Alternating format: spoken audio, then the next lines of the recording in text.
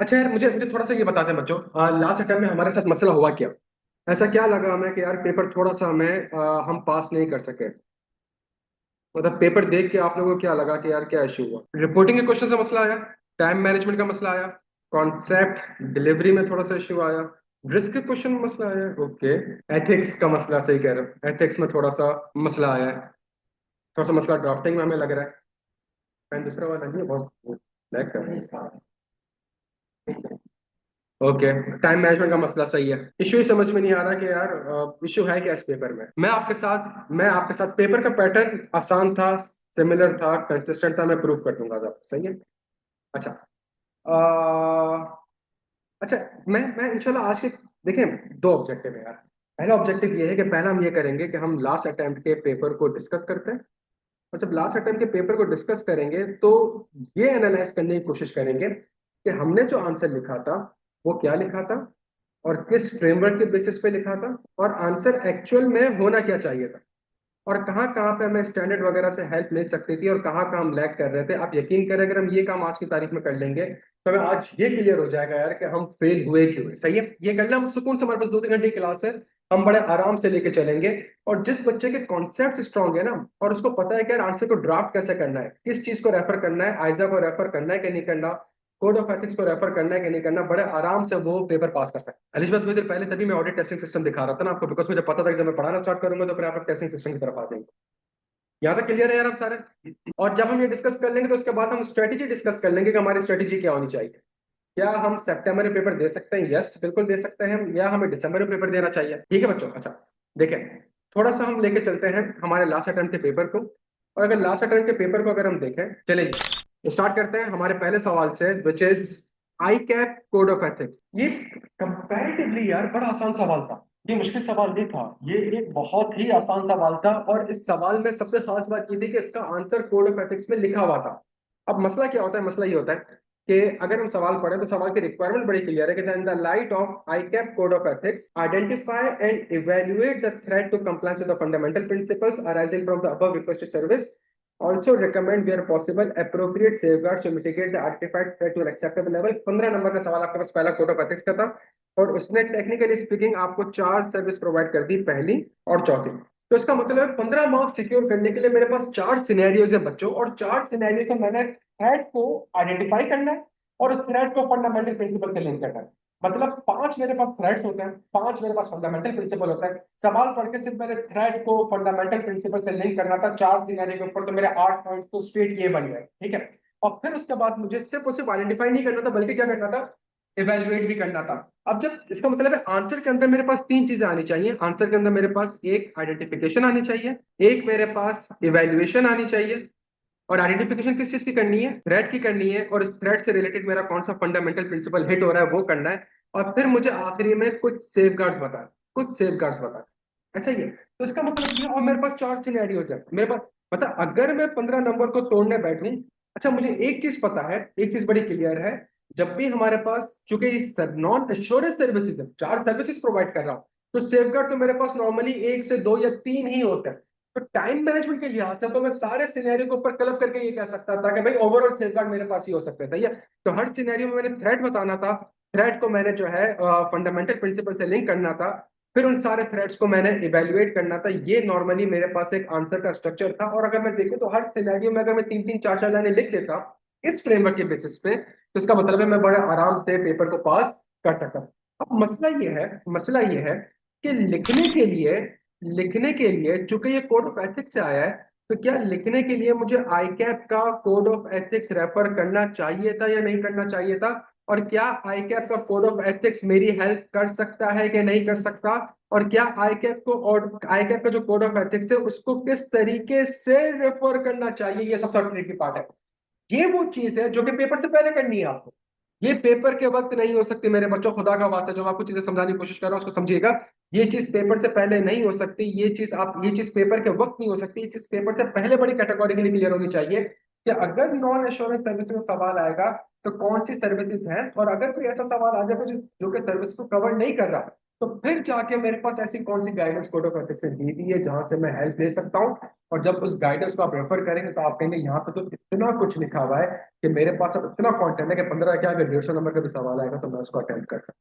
क्या यहाँ तक क्लियर है बच्चों? तो सुकून से हम एक काम ये करते हैं, बहुत सुकून से लेके चलेंगे ताकि हमारी गलतियां आइडेंटिफाई हो और हम सवाल पढ़ना start. Your firm Hasan Raza and Company Chartered Accountants is the statutory auditor of Horizon Pharma Limited, a listed company engaged in the manufacture and distribution of generic medicines across Pakistan. During the year ending 31 December 2026, HPL acquired a 90% equity stake in Medcore Private Limited, a mid-sized pharmaceutical company.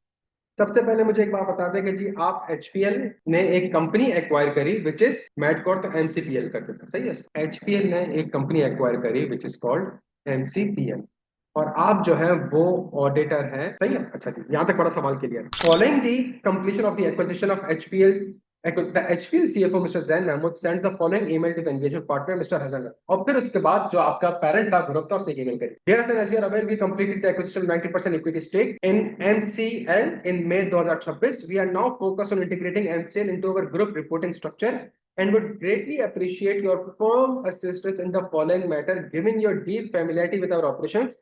At the outset I would like to highlight that MCL has its own external auditors. तो इसका मतलब है इसका जो auditor है मेरे बच्चों, इसका जो ऑडिटर है वो सेपरेट है, इसका जो ऑडिटर है वो सेपरेट है।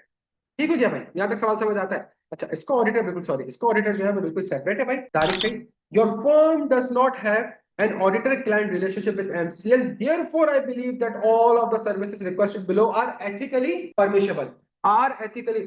क्या इस लाइन के ऊपर कोई कॉन्सेप्ट एप्लीकेबल हो रहा है भाई? जल्दी से बता दें, क्या इस लाइन के ऊपर कोई कॉन्सेप्ट एप्लीकेबल हो रहा है? मतलब सवाल ये है भाई, अब सवाल ये है कि ऑडिटर जो है, जो ऑडिटर है एचपीएल का, अगर वो एमसीपीएल को नॉन एश्योरेंस सर्विस प्रोवाइड करेगा तो उसकी वजह से एचपीएल के ऊपर कोई भी थ्रेट नहीं है। एचपीएल के ऊपर कोई, बच्चों एक बड़ा जबरदस्त कॉन्सेप्ट है यार, एक बहुत जबरदस्त कॉन्सेप्ट है। नहीं, मोहम्मद वसीम ग्रुप ऑडिट नहीं बच्चों, देखे देखे यहाँ लैग कर रहे हैं। आप में से कितने लोगों को रिलेटेड एंटिटी का कॉन्सेप्ट पता है? लिस्टेड एंटिटी कहां से आ गया भाई? लिस्टेड एंटिटी कहां से? कितने लोगों को रिलेटेड एंटिटी का कॉन्सेप्ट पता है? आप में से कितने लोगों ने इसके ऊपर रिलेटेड पार्टी, नहीं भाई क्या हो गया यार, पार्टी कहां से आ गई भाई? कितने लोगों को रिलेटेड एंटिटी का कॉन्सेप्ट पता है? रिलेटेड एंटिटी का कॉन्सेप्ट इज कि अगर डेलॉइट है और डेलॉइट ऑडिट कर रहा है फॉर एग्जांपल एक होल्डिंग कंपनी का, और इस होल्डिंग कंपनी की एक सब्सिडी है जिसका ऑडिट कर रहा है केपीएमजी, तो क्या डेलॉइट इस सब्सिडी को सर्विसेज प्रोवाइड कर सकता है? क्या डेलॉइट इस सब्सिडी को सर्विस, डेलॉइट सब्सिडी को ऑडिट नहीं कर रहा है, क्या डेलॉइट इस सब्सिडी का सर्विस प्रोवाइड, कोई सर्विस प्रोवाइड करता है? मतलब क्या डेलॉइट सब्सिडी में फेयर वैल्यूएशन कर सकता है? नॉन वैल्यूएशन सर्विस में हमारे पास आती है ना वैल्यू सर्विस, क्या ये कर सकता है? क्या लीगल सर्विस प्रोवाइड कर सकता है? क्यों? अगर फेयर वैल्यूएशन की सर्विस प्रोवाइड करेगा तो सब्सिडी में एक नंबर आ रहा है, और यही नंबर उठ के कहां मर्ज हो जाएगा भाई? होल्डिंग कंपनी में। और जब होल्डिंग कंपनी में मर्ज हो जाएगा तो डेलॉइट उस होल्डिंग कंपनी के ऊपर कंसोलिडेटेड के ऊपर एक ओपिनियन दे रहा है जिसके थ्रेट हो जाएगा। तभी हमारे पास एक कॉन्सेप्ट होता है जो कि कहलाता है रिलेटेड एंटिटी का। भाई पता है कॉन्सेप्ट रिलेटेड एंटिटी का? यार ना करें इस तरीके से। तो आप में से कितने लोगों ने पेपर में रिलेटेड एंटिटी का कॉन्सेप्ट का तस्करा लिखा था? मतलब जो आपके आंसर का फ्रेमवर्क था, जो आपके आंसर का फ्रेमवर्क था जिसमें आपने बताना था कॉन्सेप्चुअली कि भाई ये तो हमारे पास, और कितने लोगों ने नहीं लिखा था? अगर मैं और आप गलती एक्सेप्ट करेंगे तभी पेपर पास करेंगे भाई, सही है। तो आप समझ रहे हैं? मतलब पूरा पूरा का पूरा सवाल कहाँ जा रहा है? पूरा का पूरा सवाल यहाँ पे जा रहा है कि जी ये जो ऑडिटर है ये एमसीपीएल में नॉन एश्योरेंस सर्विस प्रोवाइड कर रहा है, तो पहली जो मेरी लाइन आनी चाहिए थी वो किस चीज की आनी चाहिए थी? वो तो रिलेटेड एंटिटी की, और ये पब्लिक इंटरेस्ट एंटिटी है, ये है भी तो रिलेटेड एंटिटी डेफिनेशन तो और ब्रॉड हो जाती है when it comes to listed and public interest entity. तो क्या ये कंपनी पब्लिक इंटरेस्ट एंटिटी है, लिस्टेड एंटिटी है? Yes, unlisted company. अगर लिस्टेड कंपनी है तो फिर वो तो कहता है भाई सब्सिडी भी आ जाएगी, होल्डिंग भी आ जाएगी, एसोसिएट्स भी आ जाएंगी, जॉइंट वेंचर भी आ जाएंगी, सबके ऊपर। तो आपके आंसर की जो फंडामेंटल थी वो आपने क्या कर दी, और आपने आंसर क्या लिखा कि जी मैं एज एन ऑडिटर अपने ऑडिट क्लाइंट को, आपको तो ऑडिट क्लाइंट है ही नहीं। और अगर आपने कोड ऑफ एथिक्स रेफर भी किया तो कोड ऑफ एथिक्स रेफर करके आपने जो सेक्शन सामने लिखे वो सेक्शन किस चीज के थे? Audit client. ऑडिट, क्या आप अपने ऑडिट क्लाइंट को, क्या आप अपने ऑडिट क्लाइंट को, क्या आप अपने, तो आपने अपने आंसर में क्या वर्ड लिखा? अरे लिखने क्या कहते हैं, related entity of an audit client. इतना फंडामेंटल एरर हम लोगों ने करा है बच्चों के। यहाँ तक क्लियर है भाई? तो इसका मतलब है इस चीज के ऊपर हमें थोड़ा सा कॉन्सेप्ट यहाँ पे, अब हम थोड़ी बहुत सर्विसेज को पढ़ना स्टार्ट करते हैं, सही है। Design of a unified chart of account. तो पहली चीज तो मैंने उसको बोल दिया, मैंने कहा भाई तुम इंडिपेंडेंस की मेरे सामने बात ना करो, बिकॉज अगर तुम सब्सिडी के ऊपर भी कोई और ऑडिटर होगा और मैं अगर कोई ऐसी सर्विस प्रोवाइड कर रहा हूँ तो अल्टीमेटली मेरे ग्रुप पे उसका इम्पैक्ट आ सकता है। MCL currently operates using an accounting structure that differs from that of HPL. To standardize transaction classification and reporting across the group, we require a unified chart of accounts. We would like your firm to align the MCL chart of account with, अब आप समझने की कोशिश करें service provide किसको की जा रही है, MCL को। आप तो ग्रुप हो, आप अपने चार्ट चार्ट ऑफ अकाउंट्स को चेंज थोड़ी करोगे, चार्ट ऑफ अकाउंट्स किसके चेंज होंगे, तो जो सब्सिडरी के हैं उसके चार्ट ऑफ अकाउंट्स को अलाइन करना है किससे। तो इसका मतलब है अगर कोई एक ट्रांजैक्शन को क्लासिफाई कर रहा है, फॉर एग्जांपल एक स्पेसिफिक अकाउंट कोड में, और आप कहोगे यार ये अकाउंट कोड ग्रुप के हिसाब से तो रेवेन्यू है, अदर इनकम नहीं है, तो आपको चार्ट अकाउंट, तो आप ये सर्विसेज कहाँ प्रोवाइड कर रहे हो, आप कहाँ बैठे हुए होगे, आप सब्सिडी में बैठे हुए होगे, लेकिन उसका इम्पैक्ट कहाँ पे जा रहा है, बिकॉज उसी चार्ट ऑफ अकाउंट्स के ऊपर आप क्या देने जा रहे होगे। तो इसका मतलब है जब आप कोड ऑफ एथिक्स में इस सेक्शन को ढूंढने जाएंगे तो कोड ऑफ एथिक्स पे कहता है कि जी आप अपने ऑडिट क्लाइंट को ये सर्विस या तो प्रोवाइड कर सकते हो या ये सर्विस प्रोवाइड नहीं कर सकते। क्या बार बार लिखा हुआ है audit client audit client audit client, लेकिन मसला कहाँ पे है? अब आप सोचें अगर एक ऑडिट क्लाइंट आपका है और उस ऑडिट क्लाइंट के ऊपर 50 सिनेरियोस आईटीएफ को कोड ऑफ एथिक्स में कवर, क्या आईटीएफ के लिए पॉसिबल है कि वो उन्हीं 50 सिनेरियो को वापस से सब्सिडी के अंदर, तो 300 पेज का कोड होता है 600 पेज का हो जाएगा, फिर वही चीज वापस से एसोसिएट्स के ऊपर लिखे तो फिर तो 900 पेज हो जाएंगे, फिर वही चीज जॉइंट, तो छुपके से आए क्या कोड ऑफ एथिक्स ने एक पैराग्राफ डाल दिया which is called related entity का, उसने कहा भाई ये रिलेटेड एंटिटी है और जितनी भी नॉन एश्योरेंस सर्विसेज हैं अगर तुम रिलेटेड एंटिटी को भी प्रोवाइड कर रहे हो और तुम उसके ऑडिट क्लाइंट नहीं भी हो, तुमने थ्रेड्स को आइडेंटिफाई करना पड़ेगा और थ्रेड्स को इवेल्युएट करना पड़ेगा। बच्चों को यहाँ तक से बात समझ आती है? थोड़ी बहुत गलती समझ आ रही है? 25 23 20 22 मार्क्स क्यों आते हैं यार हमारे? उमर साहब क्वेश्चन में लिखा हुआ है कि आप ग्रुप ऑडिटर है, ग्रुप ऑडिटर का मतलब ये नहीं होता कि आप सारे के सारे सब्सिडीज के भी ऑडिटर है। ग्रुप ऑडिटर का मतलब ये होता है कि ग्रुप की जो कंसोलिडेटेड फाइनेंशियल स्टेटमेंट्स बनती है उसके ऊपर आप ओपिनियन दें, और उस ओपिनियन में there is a possibility subsidy का ऑडिट या तो आप कर रहे होंगे या आप नहीं कर। क्लियर है मेरे बच्चों? अब मुझे एक बात बताएं, कॉमन सेंस वाली बात, अब इसका अच्छा दूसरा सिनेरियो में मैं सवाल सारे पढ़ता हूँ और फिर इसके आंसर को हम कोड ऑफ एथिक्स से ढूंढने की कोशिश करते हैं, सही है? Training of MCL finance team, कौन सी एमसीएल? आप किसको ऑडिट कर रहे हैं? आप तो होराइजन को ऑडिट कर रहे हैं, सही है? तो उसको ट्रेनिंग नहीं देनी है, ट्रेनिंग देनी किसकी है? तो MCL's finance staff members are unfamiliar with the HPL's group accounting policies and IFRS consolidation requirement. We would like your firm to conduct that training session to familiarize them with the group reporting policies, intercompany transaction procedures and consolidated reporting. तो यहाँ पे मैं कौन सी service provide करने जा रहा हूँ? यहाँ पे मैं नॉर्मली ट्रेनिंग की सर्विस प्रोवाइड कर रहा हूँ। आंसर होगा नहीं होगा क्या है, हम सिर्फ इसको जॉट डाउन करें, सही है? फिर उसके बाद तीसरी सर्विस है which is called design and implementation of safety and environmental controls act. क्या लिखा हुआ है? एक्ट। तो आप लोगों में से जितने लोगों ने आंसर कोड ऑफ एथिक्स को रेफर किया और कोड ऑफ एथिक्स में वर्ड लिखा कि क्या ये सर्विस ऑडिट क्लाइंट को प्रोवाइड कर सकती है, क्या आप भले ही आपने सही सेक्शन अप्लाई क्यों ना करा, लेकिन जहां आपने आंसर में क्या लिख दिया ऑडिट क्लाइंट, क्या आपका आंसर सही है? क्या ये आपका ऑडिट क्लाइंट है? क्या सब्सिडरी आपकी ऑडिट क्लाइंट है मेरे बच्चे? तो सब्सिडरी और आपने कोड ऑफ एथिक्स छापा और छाप के क्या लिख दिया? लिखा ऑडिट क्लाइंट, लिखा ऑडिट। जब आपने छाप के ऑडिट क्लाइंट लिख दिया मेरे बच्चों, तो सोचे वो एग्जामिनर सोच रहा होगा यार इसको तो ये नहीं पता कि ऑडिट क्लाइंट क्या होता है, तो ये ऑडिट का पर्चा कैसे पास करोगे? बच्चों समझ आ रही है कहां पे लैग कर रहे हैं यार हम? और मैं बड़ा सुकून से लेके चलूंगा, बहुत डिटेल में अपने आंसर को लेके चलूंगा। क्लियर हो बच्चों? अच्छा, ऑन आप लोगों में से कितने लोगों ने आंसर में ऑडिट क्लाइंट का वर्ड लिखा था अपने? मेरे बच्चों आप लोगों में से कितने लोगों ने आंसर्स में ऑडिट क्लाइंट का वर्ड लिखा था? कोड बच्चे जब लिखा होगा रेफर किया होगा तो ऑडिट क्लाइंट का लिखा होगा ना? बच्चों समझ आ रही है क्यों 15 में से 2-3 नंबर आए होंगे और पहले सवाल अगर अटेम्प्ट किया होगा तो कितना गंदा इंप्रेशन पड़ा होगा? On our post acquisition review of MCL's identified significant weakness in its safety and environmental framework, in particular MCL, which is a subsidiary audited by the another auditor. In particular, MCL's manufacturing facility lacks the formalized procedure for monitoring the regulatory time limit relating to chemical waste disposal, conducting periodic workshops, safety inspection, and maintaining documentation required under applicable environment. We would like your firm to design and implement an appropriate framework to address मैं controls को design कर रहा हूं, सही है, और उन्हीं control के ऊपर क्या कल को मैं रिलाई कर सकता हूं, सब्सिडरी के कंट्रोल को मैं डिजाइन कर रहा हूं, और उसी कंट्रोल के ऊपर कल को एज अ ग्रुप ऑडिटर उन्हीं लॉज एंड रेगुलेशन की कंप्लायंस मेरी जिम्मेदारी है, बिकॉज ऑफ ग्रुप के लिए मटेरियल हो सकती है। और जब ग्रुप के लिए, और आयता 600 तो स्पेसिफिकली आपसे कहता है कि सब्सिडरी ऑडिटर से आपने मांगनी है कि क्या कोई लॉज एंड रेगुलेशन की नॉन कंप्लायंस हुई है कि नहीं हुई। जब मैं उससे लॉज एंड नॉन कंप्लायंस मांग रहा हूँ तो वो जो नॉन कंप्लायंस होगी तो क्यों होगी, बिकॉज कंट्रोल इनफेक्टिव होंगे, और वही कंट्रोल किसने डिजाइन किया है। और मैंने जब डिजाइन किया और मेरे सामने जब कोई नॉन कंप्लायंस आएगी तो क्या मैं इस पोजीशन पे हूँ, इस पोजीशन पे है क्या, यहाँ तक बात समझ आ रही है मेरे बच्चों। तो आंसर कुछ नहीं देखे थे, स्ट्रक्चर का सोचने जब से गलतियां हुई कहां पर। Assessment of the integration risk for the HPL audit committee. HPL audit committee has requested an independent assessment of the financial reporting risk arising from the integration of MCL into HPL group. We would therefore likely your firm to prepare a briefing paper for the presentation at the next audit committee meeting.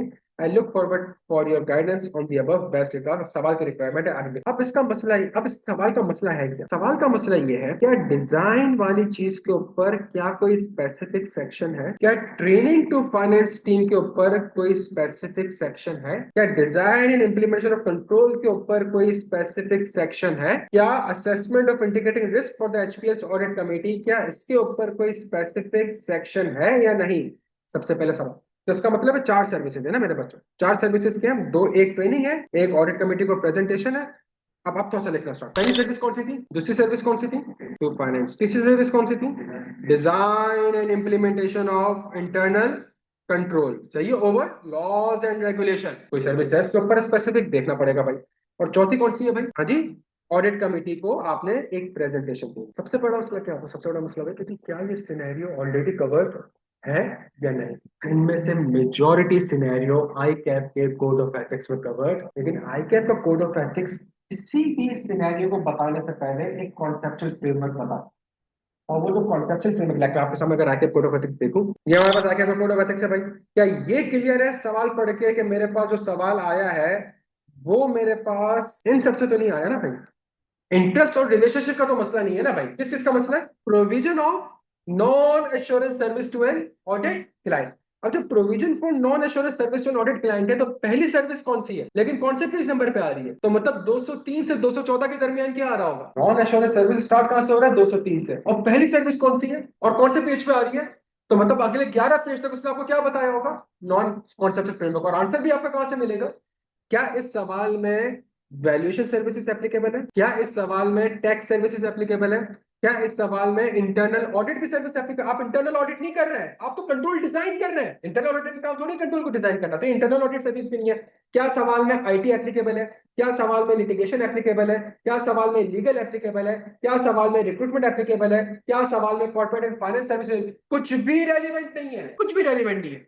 तो इसका मतलब है अगर answer होगा, अगर answer होगा तो शायद मेरा आंसर यहां से यहां के बीच, क्या यहां तक बात समझ आती है। तो थोड़ा बहुत चलूं मैं 203 के ऊपर, और सबसे पहले तो मैं देखता हूं कि अगर कोई स्पेसिफिक सर्विस है तो इनको पढ़ लेते हैं कि क्या इससे मेरा कोई स्पेसिफिक सिनेरियो कवर हो रहा है, तो उसको लिखता हूँ। और फिर उसके बाद जब स्पेसिफिक सिनेरियो उसमें कवर नहीं हो रहा है तो जो जनरल सिनेरियो, इसके लिए मुझे कहाँ जाना पड़ेगा, कॉन्सेप्चुअल फ्रेमवर्क की तरफ जाना पड़ेगा। तो अगर मैं आपके साथ चलूं, पेज नंबर, कौन से पेज नंबर पे आ गया, accounting and book keeping service, सही है भाई, डिटरमाइनिंग और approving the account classification of transaction. क्या ये चार्ट ऑफ अकाउंट से एलिमेंट हो सकता है भाई, जल्दी से बता दो। डिटरमाइनिंग, जो चार्ट ऑफ अकाउंट्स क्या है यार, क्या आप बताओ कि चार्ट ऑफ अकाउंट में बची हुई ये ट्रांजैक्शन कहाँ पे रिकॉर्ड होगी।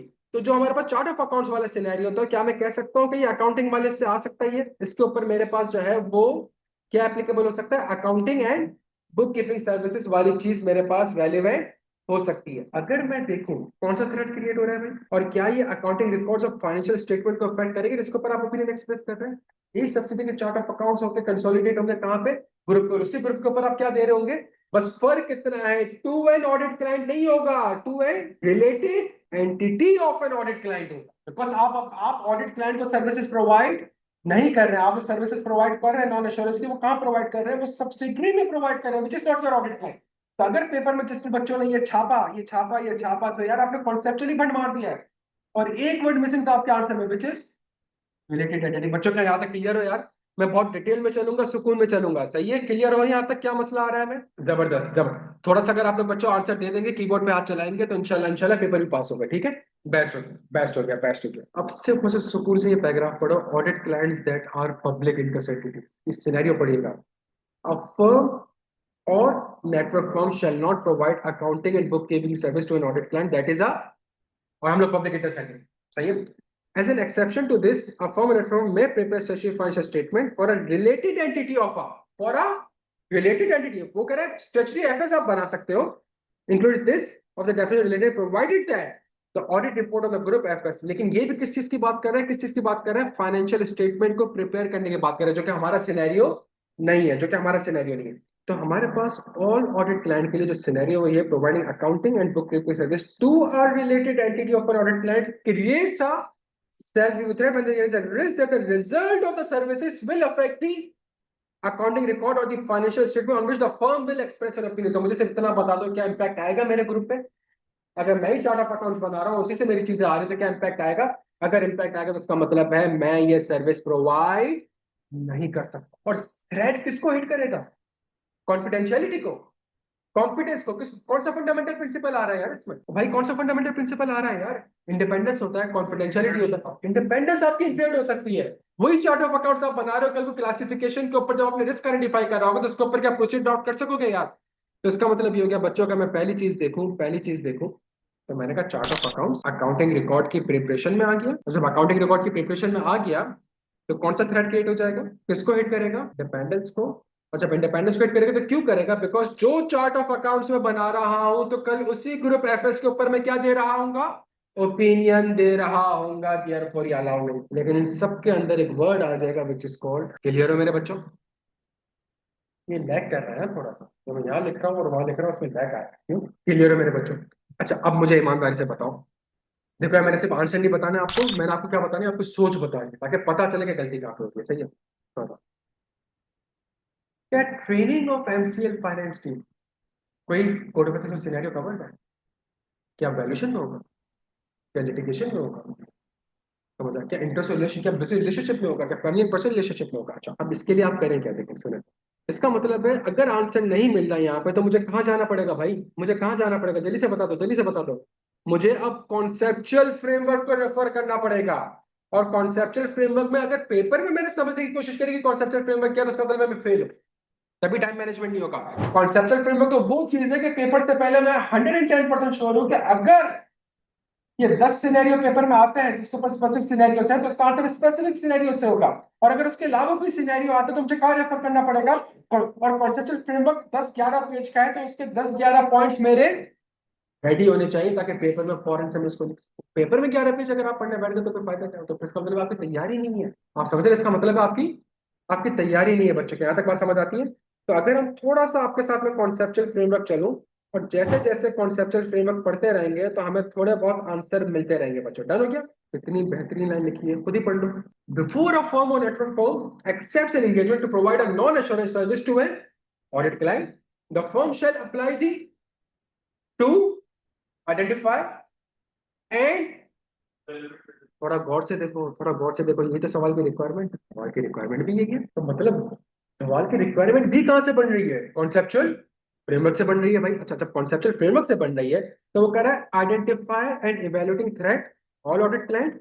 मैं देखता हूँ कि क्या कोई पब्लिक इंटरेस्ट एंटिटी आ रहा है. ये हमें पता है ना, बहुत बड़ा चेंज आया है कि अगर आप नॉन एश्योरेंस सर्विस प्रोवाइड कर रहे हो और सेल्फ थ्रेट आ गया, हमें पता है ना इसकी चेंजेस का. अगर नॉन एश्योरेंस सर्विस प्रोवाइड कर रहे हो और सेल्फ थ्रेट अराइज, सेफगार्ड छोड़ दो, सर्विस प्रोवाइड नहीं कर सकते. अगर नॉन पब्लिक इंटरेस्ट एंटिटी है और सेल्फ भी थ्रेट आ रहा है तो चेक करोगे क्या सेफगार्ड से वो थ्रेट रिड्यूस हो, अगर हो सकता है तो सर्विस प्रोवाइड कर दो और सेफगार्ड अप्लाई कर दो. But when it comes to a public interest entity, अगर मैं और तुम बहस कर रहे हैं जिससे क्या थ्रेट क्रिएट होगा, मैंने कहा जी थ्रेट क्रिएट हो जाएगा, फुल स्टॉप, आप सर्विस प्रोवाइड नहीं कर सकते. फिर अगली डिस्कशन सेफगार्ड की नहीं है मेरे बच्चों, आपको पता है ना इस चीज का. अच्छा तो इसका मतलब है, और क्या ये पब्लिक इंटरेस्ट एंटिटी है, तो इसका मतलब है आपने तो अपने आंसर में ये देखना है कि क्या इससे सेल्फ थ्रेट अराइज हो सकता है या, अगर हो सकता है तो इसका मतलब है आप सर्विस प्रोवाइड, और अगर नहीं हो रहा सही है तो इसका मतलब है सेफगार्ड अप्लाई करके आप ये सर्विसेज प्रोवाइड कर सकते हैं. क्या ये वाला सेक्शन भी एप्लीकेबल है मेरे पेपर में, तो ये भी लिख सकता हूं मैं. A firm or network firm shall not provide a non-assurance service to an audit client that is a public interest entity if the provision of that service might create a in relation to the ऑर्डर of FS on which the firm will express an. अब सोचना ये है कि अगर उनको training दे रहा हूं तो क्या इसकी वजह से मैं जो एफएस में ओपिनियन देने जा रहा हूं क्या उसके से कोई सर्विस थ्रेट क्रिएट हो सकता है या नहीं हो सकता। Providing advice and recommendation, a firm or network firm में प्रोवाइड एडवाइस एंड, और ये आप देखें तो कोड ऑफ एथिक्स में यूट्यूब में लेक्चर है जिसके ऊपर एडवाइस, ये रिसेंट चेंज है, ये आपको दिख रहा है लाइनिंग वाला, ये रिसेंट चेंज था last time code of ethics में, यूट्यूब में लेक्चर पढ़ा था जिसके अंदर उसके अंदर एडवाइस एंड रिकमेंडेशन वाली चीज कवर करवाई। As an exception to a firm or network firm may provide advice and recommendation to an audit client that is a particular something in relation to this.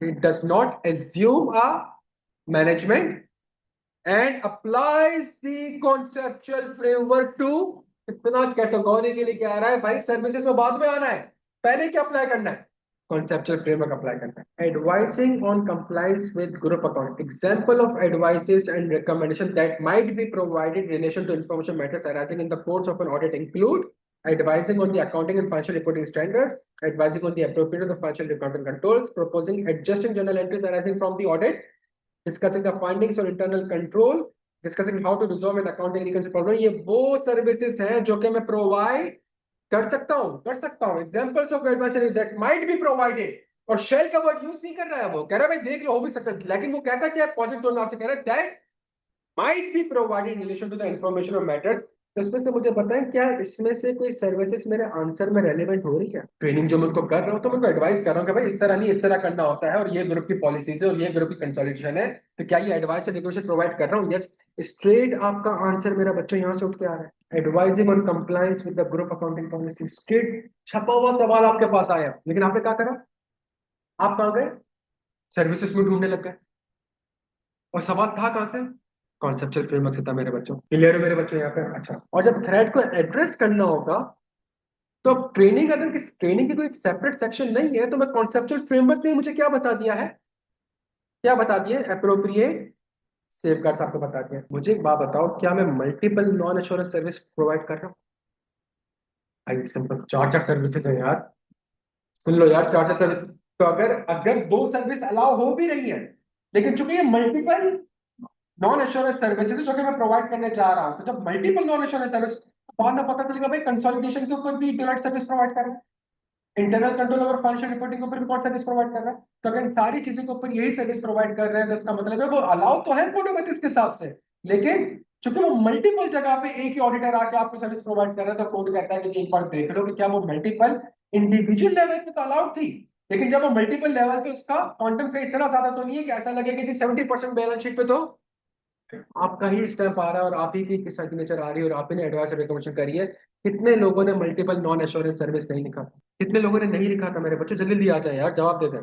Sir internal control वाला point रह गया, internal control over the laws and regulation, environmental वाला point याद है, पढ़ो, self review threat पढ़ो। Before providing a non assurance service to an audit client, मैं लिखूंगा related entity of an audit client, a firm shall determine whether the provision of that service by evaluating whether there is a risk that the result of the service will form part or affect the accounting records, the internal control over the। तो मुझे एक बात बताएं, laws and regulation से related अगर मेरे पास controls हैं तो क्या उसकी वजह से फाइनेंशियल स्टेटमेंट में इंपैक्ट आ सकता है। भाई इंटरनल कंट्रोल ओवर फाइनेंशियल, जब आप फाइनेंशियल में कोई मैटर रिपोर्ट कर रहे होते तो क्या उसमें कॉन्टिजेंट लायबिलिटी डिस्क्लोज कर रहे होते हो, क्या उसमें प्रोविजन डिस्क्लोज कर रहे होते हो, क्या वो कॉन्टिजेंट लायबिलिटी, क्या वो प्रोविजन तुम्हारे लॉज एंड रेगुलेशन से रिलेट कर सकते हैं। इसका मतलब लॉज एंड रेगुलेशन में जो मैं इंटरनल कंट्रोल बना रहा हूं वो मेरे फाइनेंशियल स्टेटमेंट्स में आ सकते हैं, और जब वो मेरे फाइनेंशियल स्टेट यहाँ पे आपको मना कर रहा है, स्टेट मना कर रहा है, तो आंसर कहां से था, आंसर शुरू के 10 पेज से था और बच्चा अगले 100 पेज में उसका आंसर भी जो मैं लाइन से सर्विसेज पढ़ा। बस इसका मतलब है कि अब जो मैंने मेहनत करी तो मुझे पता है मेरा कॉन्सेप्चुअल फ्रेमवर्क अगर स्ट्रॉन्ग, 10 पेज अगर मेरे स्ट्रॉन्ग नहीं होंगे तो जो अगले 100 पेजेस है नॉन एश्योरेंस सर्विस के उसकी फ्रेमवर्क मेरी नहीं बन सकेगी। क्लियर है यार, स्टूडेंट्स क्लियर हो मेरे बच्चों यहाँ पे। और कितना कुछ मवाद मौजूद है, मैं कहूंगा सेल्फ रिव्यू थ्रेट है, मैनेजमेंट की जिम्मेदारी में एज्यूम नहीं, हर वो काम नहीं कर सकता जो कि एफएस से रिलेटेड हो, internal control over financial reporting से रिलेटेड हो, अकाउंटिंग रिलेटेड, ये तो मैं काम, ये तो जनरल कॉन्सेप्ट है जो मैंने डिलीवर करना है। सही है, एट द एंड मैंने लिख दिया जो 3 सेफगार्ड मैंने पढ़े थे 1 2 3, इनमें से जो ऊपर सर्विस प्रोवाइड कर सकता है उसमें मैं ये सेफगार्ड और प्रिकॉशनरी बेसिस जो है वो अप्लाई कर दूंगा। इस तरीके से मुझे अपने आंसर्स को ड्रॉप करना था। क्लियर है यार? हम सारे यहाँ पे बच्चों क्लियर हो थोड़ा सा? तो क्या लगता है यार, 15 में से कितने मार्क्स आए होंगे हमारे? हाँ भाई कितने? दो तीन, 3 to 5। और जिस बच्चे ने रिलेटेड एंटिटी का कॉन्सेप्ट नहीं लिखा, तो यार आपने तो मार्क्स भी कम सिक्योर करा और आपने बहुत गंदा इंप्रेशन एग्जामिनर के ऊपर छोड़ा। उसको कह रहा है उसको ये नहीं पता ऑडिट फॉर्म में, जब वो ऑडिट क्लाइंट ऑडिट करता है कि उसको ऑडिट क्लाइंट है क्या।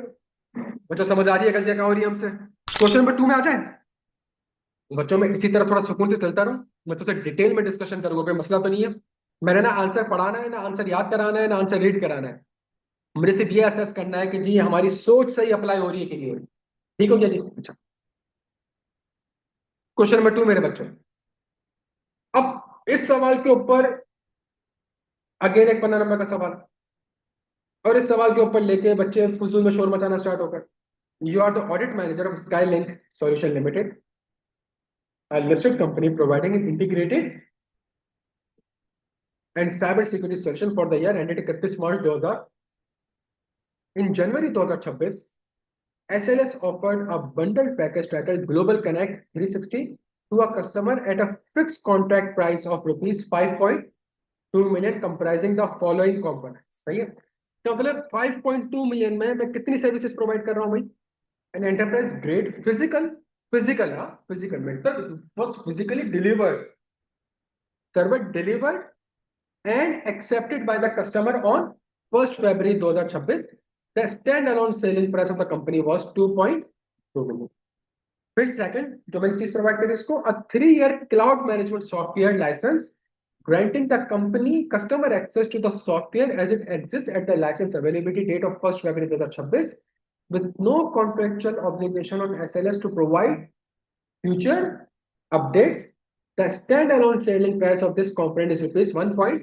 तो मैंने कहा भाई मैं आपको क्लाउड मैनेजमेंट सॉफ्टवेयर का एक्सेस दे रहा हूँ, फॉर एग्जाम्पल जो एलएमएस वाले हैं उन्होंने कहा कि हम आपको अपने एलएमएस का एक्सेस दे रहे हैं, आगे जाके अगले 3 साल तक मुझे कोई भी अपडेट नहीं करनी होगी, ना आपके ऑपरेशंस के बेसिस पे, ना आपकी बिजनेस के बेसिस पे, ना किसी चेंजेस के बेसिस पे। ये एज ऑफ नाउ एक पोर्टल है, क्लाउड मैनेजमेंट सर्विस है। क्लाउड मैनेजमेंट सर्विस में जाके आप अपने डेटा को अपलोड कर सकते हैं, अपने जो है डेटा को एक्सेस कर सकते हैं। क्लाउड मैनेजमेंट सर्विस है, आप जो बैठ के है हमारे इस एप्लीकेशन को यूज कर सकते हैं। कल को अगले 3 साल मैंने आज के पॉइंट ऑफ टाइम पे कोई मजीद एप्लीकेशन प्रोवाइड। फिर आपके पास आ रहा है component 3, a 3-year managed cyber security monitoring the service commencing on 1st April 2026, under which SLS continuously monitors, detects, and respond to cybersecurity threats affecting the customer's infrastructure. The standalone selling price of this component is rupees 1 point. तो भाई ये 1.8 हो गया, ये 2.2 हो गया, तो ये 4 तो ये हो गया, और इसमें 1.5 ऐड करें तो कितना हो गया? 5.5। ये 5.5 अलग अलग करके बेचता हूँ, आपको मिला के एक बंडल पैकेज बेच रहा हूँ, कितने रुपए का? 5.5। सही है? अच्छा, अब सवाल को हम थोड़ा सा देखते हैं। The manage cyber security service, मतलब ये पॉइंट किससे रिलेट करता है? इस वाले से रिलेट करता है। सही है? The manage cyber security service is governed bye separately enforceable service schedule included within the bundled arrangement. SLS may terminate this service at any time, providing 2 months prior written notice, refunding any unearned consideration attributable to the service, and paying a fixed termination penalty of rupees 7 lakh. Termination of this service does not affect the transfer of the server or the software license already provided to the। तो ये कौन सा word है? ये कौन सी services है? मतलब अगर मैं आपको ये प्रोवाइड कर रहा हूँ और आपको पैन भी प्रोवाइड कर रहा हूँ, और कल को इससे रिलेटेड अगर मैं आपको पैन प्रोवाइड ना करूँ या पैन वापस कर लूँ, नॉट रिफंड कर लूँ, तो इससे इस सर्विस के ऊपर कोई भी इम्पैक्ट नहीं आएगा। आप उसको इसके इंडिपेंडेंटली इससे सारे इकोनॉमिक बेनिफिट बंडल का पार्ट है, मैं आज आपको बंडल का पार्ट बेच रहा हूँ। अच्छा, except for the managed cybersecurity service schedule above, the overall contract is बाकी non cancelable। Revenue relating to the server and software license was recognized in February 2026। February 2026, February 2026 सही है? हाँ, आपने सर्विस प्रोवाइड करी। अच्छा, upon transfer of control to the revenue related to the managed cybersecurity service will be recognized on a straight line basis over the 36-month service period commencing on 1st April 2026. At the contract inception, management estimate the fulfillment cost of 1.6 million। 1.6 million फायदे में? अच्छा, 7,10,000 फायदे में? And 1.5 million फायदे में, contract फायदा, ठीक है। In March 2026, a coordinated global ransomware attack exposed the critical vulnerabilities in a third-party security tool used by the SLS. Consequently, SLS is now required to procure the mandatory vulnerability patches, जो continuous service को provide करते रहना है भाई, and implement the additional security measures in order to continue delivering the managed cyber security service to the customer. Management has revised its estimates of the total fulfilling cost for the managed cyber security to 2850 over the 3 year। बच्चों ये 1.5 से कहां चला गया 2 क्या अब ये contract फायदे में, रेवेन्यू 1.8 का आएगा, कॉस्ट मेरी 2.8 तक जा रही है, और एक कॉन्ट्रैक्ट कर चुका हूं मैं, एक कॉन्ट्रैक्ट कर चुका हूं मेरे भाई, जिसमें मैंने कहा था पहले 1.8 मिलेंगे, कॉस्ट फुलफिलमेंट की 1.5 होगी, अब मिलेंगे 1.8 ही, लेकिन फुलफिलमेंट की कॉस्ट कहां तक पहुंच गई, 2.8 मिलियन तक पहुंच गई। क्या ये मेरा फायदे वाला कॉन्ट्रैक्ट है या नुकसान वाला कॉन्ट्रैक्ट है? जब ये नुकसान वाला कॉन्ट्रैक्ट, नुकसान वाले के कॉन्ट्रैक्ट को अकाउंटिंग की लैंग्वेज में क्या कहते हैं, और वो कह रहा है कोई भी एडजस्टमेंट्स वगैरह की हमें करने की जरूरत है। पूरा सवाल मैंने पढ़ लिया। अब सवाल में आईटी भी आ रहा है, सवाल में साइबर सिक्योरिटी भी आ रहा है, सही है, और भाई साइबर सिक्योरिटी क्लाइंट पे हुआ है, आप पे नहीं हुआ है, तो आपने साइबर सिक्योरिटी का आंसर ना लिखेगा, सही है। Identify and discuss the matters that would require the auditors attention arising from the global connect 360 arrangement, outline the key audit procedures to be performed। भाई सिंपल सी आपसे बात कह रहा है, बहुत सिंपल सी आपसे बात कह रहा है कि सिर्फ मैटर्स को आइडेंटिफाई करो, इवेल्युएट भी लिखा हुआ है, आइडेंटिफाई करो, आइडेंटिफाई करने के बाद डिस्कस भी करो, डिस्कस करने के बाद उसके ऑडिट। तो मुझे कोई भी चीज आइडेंटिफाई करनी होगी, तो जो मेरे पास सवाल में की कॉन्सेप्ट कनेक्ट हो रहा है वो आइडेंटिफिकेशन मैंने छापे, जो भी क्या सवाल में मोर देन वन परफॉर्मेंस ऑब्लिगेशन है, ये टर्मिनोलॉजी मुझे पता है, तो क्या मैं इतना लिख सकता हूँ कि क्या मोर देन वन, मैंने एक इशू आइडेंटिफाई किया which is more than one, क्या जब डिस्कस करना होगा तो क्या क्वेश्चन की इंफॉर्मेशन को यहाँ पे कनेक्ट कर सकता हूँ। कंपनी जो है वो 5.2 मिलियन में तीन तीन सर्विसेज प्रोवाइड करी, इसके अंदर सर्वर भी है, जिसके अंदर क्लाउड सर्विसेज भी है, और जिसके अंदर साइबर सिक्योरिटी सर्विसेज भी है।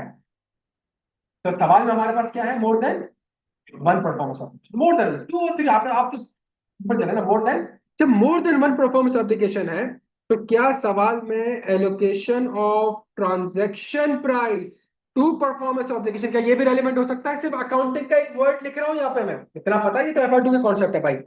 क्या क्वेश्चन से मैं कनेक्ट कर सकता हूँ कि टोटल कॉस्ट कितनी है 5.2 मिलियन, वो तो रेवेन्यू की कॉस्ट है ना, वो तो फुलफिलमेंट कॉस्ट है, टोटल रेवेन्यू की कॉस्ट कितनी है 5.2 मिलियन है ना यार, क्या हो गया भाई। हाँ तो कॉन्ट्रैक्ट प्राइस है ना, तो ट्रांजैक्शन प्राइस का कॉन्ट्रैक्ट प्राइस ना, तो ट्रांजैक्शन प्राइस को तुम एलोकेट करोगे, तुम IFRS 15 अप्लाई कर रहे हो, तो 5.2 मिलियन को एलोकेट करना होगा टुवर्ड्स परफॉर्मेंस। फिर उसके बाद तीसरी चीज, जब एक से ज्यादा परफॉर्मेंस ऑब्लिगेशन है और आपने ट्रांजैक्शन प्राइस को हर परफॉर्मेंस ऑब्लिगेशन में इवैल्यूएट कर दिया, तो तीसरी चीज अकाउंटिंग पॉलिसी आ सकती है कि ओवर द टाइम होगा, या पॉइंट ए, भाई सर्वर आज आपने दे दिया, उसने एक्सेप्ट कर दिया, आपने डिलीवर कर दिया, क्या मैं इसका रेवेन्यू आज की तारीख में पूरा का पूरा रिकॉग्नाइज कर सकता हूँ? वैसे पॉइंट ऑफ टाइम तो, लेकिन क्लाउड मैनेजमेंट सर्विस तो मुझे अगले 3 साल तक देनी है, तो क्या उसका रेवेन्यू मैं आज रिकॉर्ड कर सकता हूँ? तो उसकी अकाउंटिंग पॉलिसी को इवेल्युएट करना पड़ेगा मेरे भाई। अच्छा जी, जबरदस्त, मुझे यहाँ तक क्लियर है। तो इसका मतलब है सवाल पढ़ के सिर्फ IFRS की जो एक ही कॉन्सेप्ट वाली लाइन होती है आपने वो लिखनी है, और सवाल को उसके साथ, अगर मैं कहता हूँ मोर देन वन परफॉर्मेंस एप्लीकेशन, तो क्या सवाल से मैं इस इंफॉर्मेशन के बाद और कुछ लिख सकता हूँ? हाँ, मैं कहता हूँ सर्वर भी है, मैं कहता हूँ क्लाउड मैनेजमेंट सर्विस भी है, और साइबर सिक्योरिटी। तो सवाल में हमारे पास जो है वो एक से ज्यादा परफॉर्मेंस ऑब्लिगेशन, एक से ज्यादा सर्विसेज जो है वो प्रोवाइड की जा रही है, और वो सर्विसेज अपेरेंटली डिस्टिंक्ट लग रही है। क्यों? बिकॉज लिखा हुआ है कि नॉन कैंसिलेबल है, इसकी वजह से ऊपर वाले पे इम्पैक्ट। तो क्या सवाल से सारी की सारी चीज कॉपी पेस्ट कर सकते हैं यार? और फिर वो आपसे क्या कहता है, ऑडिट। तो इसका मतलब है IFRS 15 के जो हमारे पास नॉर्मली जो 5 स्टेप मॉडल होता है वो सारे के सारे यहाँ पे एप्लीकेबल, कॉन्ट्रैक्ट है, परफॉर्मेंस ऑब्लिगेशन है, ट्रांजैक्शन प्राइस है, एलोकेशन है, इवैल्यूएशन ऑफ अकाउंटिंग पॉलिसी है, पॉइंट ऑफ टाइम।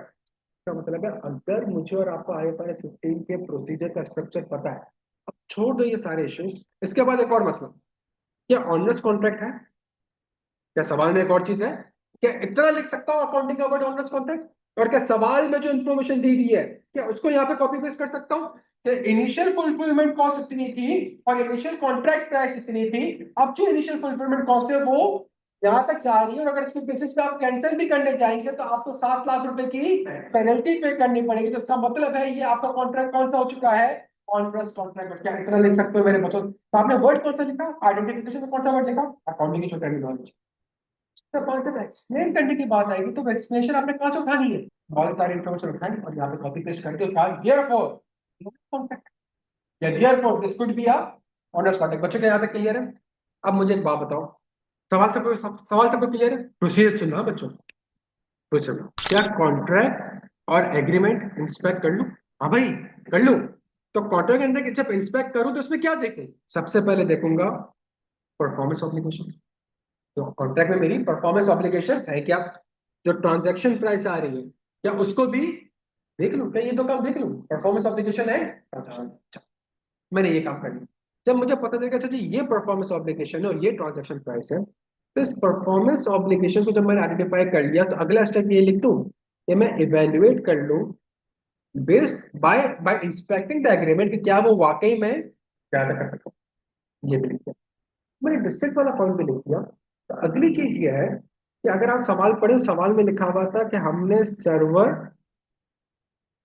डिलीवर्ड और उसने एक्सेप्ट कर लिया। सवाल में लिखा हुआ है बच्चों, सुनना, डिलीवर्ड एंड ऑन ऑन और 1 फरवरी को रेवेन्यू रिकॉर्ड हो रहा है, 1 फरवरी को ही रेवेन्यू रिकॉर्ड हो रहा है। तो सर्वर जब डिलीवर्ड हुआ था तो गुड्स डिलीवरी नोट देख लो, कोई डिलीवरी नोट देख लो।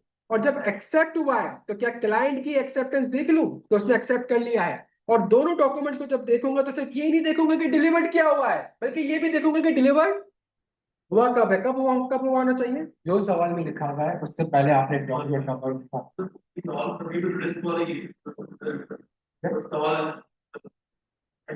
अब 3 सेट की सबसे जो 3 परफॉर्मेंस ऑब्जेक्शन, ये 3 के अलावा ये अगले अटेम्प्ट में कोई 3 और भी दे देगा तो आंसर तो यही रहेगा ना यार।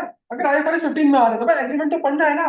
समझ रहे हो, एग्रीमेंट तो आपने पढ़ना है। क्यों पढ़ना है? ताकि आप परफॉर्मेंस ऑब्लिगेशन आइडेंटिफाई कर सको, आप ट्रांजैक्शन प्राइस आइडेंटिफाई कर सको। तो जो 5.2 मिलियन की ट्रांजैक्शन प्राइस है वो यहाँ से आइडेंटिफाई होगी।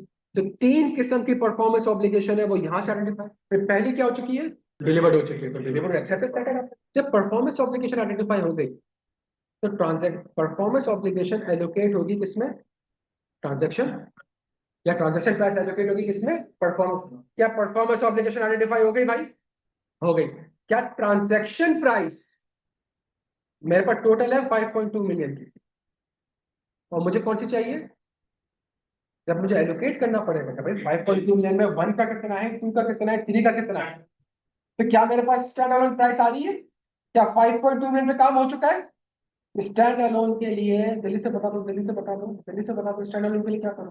अगर वही चीज आप इंडिविजुअली आपने किसी और को बेची है तो प्राइस पे, वही चीज अगर आपने किसी और कस्टमर को इंडिविजुअली बेची है तो कॉन्ट्रैक्ट देख लोगे, एग्रीमेंट। तो price list, recent price list, authorised price list, recent agreement, contract with other customer where that product is individually sold to that customer। ये क्वेश्चन पता नहीं, मैं IFRS 15 से डर जाऊंगा। क्लाउड मैनेजमेंट आ भी रहा है तो पूरे आंसर में क्लाउड मैनेजमेंट नहीं लिखना है भाई। और ये विंटर 17 का सवाल है, ये विंटर 17 में आ चुके हैं ये सवाल। फर्क इतना था कि विंटर 17 का जो सवाल था उसमें सर्विसेज कुछ और थी, और जून 26 का जो सवाल है उसमें सर्विसेज कुछ और है, आंसर वही है।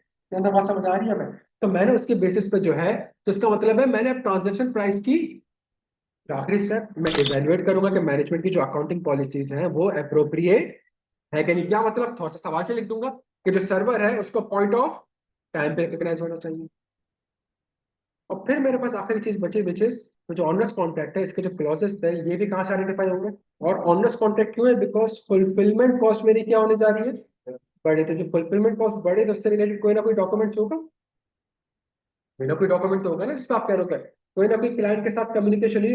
अच्छा, फुलफिलमेंट कॉस्ट क्यों बढ़ी? बिकॉज कुछ अटैक्स वगैरह हो गए थे और इसकी वजह से आपको, इसका मतलब है उस कॉस्ट को पूरा करने के लिए आपने किसी सप्लायर को एंगेज किया होगा मेरे बच्चों को। तो सब तो आपको पता चल जाएगा, सप्लायर पहले 4 लाख रुपए चार्ज कर रहा था, अब वही सप्लायर मुझसे 9 लाख रुपए चार्ज करोगे तो हर महीने को 9 9 लाख रुपए चार्ज करेगा, तो इसका मतलब है मेरी fulfilment cost over the time क्या हो जाएगी? आप सप्लाई के साथ कॉन्ट्रैक्ट देखने में जो पक्का होगा। अब यार मैं आपको यही चीज समझाने की कोशिश कर रहा हूँ कि विंटर 17 है, सेम चीज परफॉर्मेंस को आइडेंटिफाई करो, एलोकेशन करो, उसके ऊपर मोर than one performance allocation, allocation of transaction, ये वो चीजें जो कि विंटर 17 में ऑलरेडी आपसे पूछ चुका है। बस फर्क क्या था, वहां पे सर्विसेज कुछ और थी, यहाँ पे सर्विसेज थोड़ी सी। क्या था, क्लियर है भाई? अगला सवाल 20 नंबर का। यार बच्चों इसमें कुछ, your firm is the statutory auditor of agri grow fertilizer limited for the year ended 31 March 2026। AGL operates a large-scale fertilizer manufacturing facility producing urea and related nitrogen-based products through continuous. The following are the extract from the draft FS of AGL. Revenue 45,600 से 52,800 पे आ गया। Cost of sales 35,000 से 39 पे आ गया। Gross profit 10,500 से 13,600 पे आ गया। Inventory आपकी बढ़ रही है, ट्रेड रिसीवेबल आपके बढ़ रहे हैं। अच्छा, रिसीवेबल इसलिए बढ़ रहा है बिकॉज बढ़ रही, तो रेशियो निकाल लेंगे फिर भी। इन्वेंट्री इसलिए बढ़ रही है क्योंकि कॉस्ट ऑफ, कोई मसला नहीं, रेशियो निकाल देंगे। क्या आपका हाथ के हाथ दो दो रिस्क आइडेंटिफाई हो जाए यार, सही है।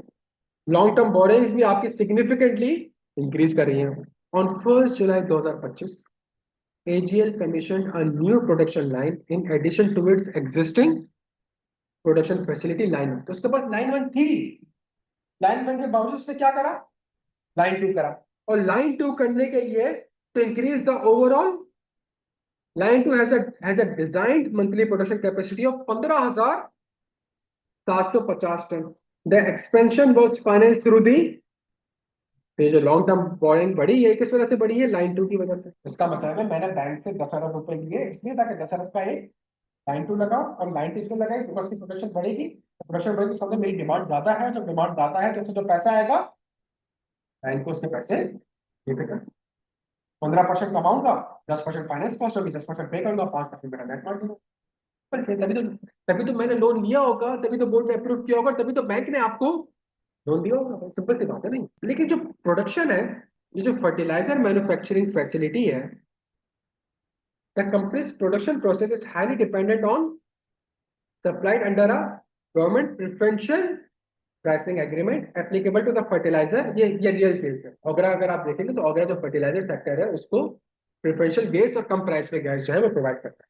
During the year the unexpected intermediate gas curtailment, जो कि हुआ ये सर्दियां ज्यादा आ गई, गैस की जो ज्यादा बढ़ गई, तो मैंने कि इंडस्ट्री को हम थोड़ी देर के लिए क्या करेंगे, गैस कर्टेल करेंगे, ताकि कंज्यूमर जो है उनको गैस, हमारे यहाँ लोडशेडिंग होती है ना यार, लोडशेडिंग और बढ़ानी, अगर और थोड़ी सी कम करनी तो क्या करूंगा, जो इंडस्ट्री की गैस है उसको मैं थोड़ी देर के लिए क्या कर दूंगा, कर्टेल कर दूंगा।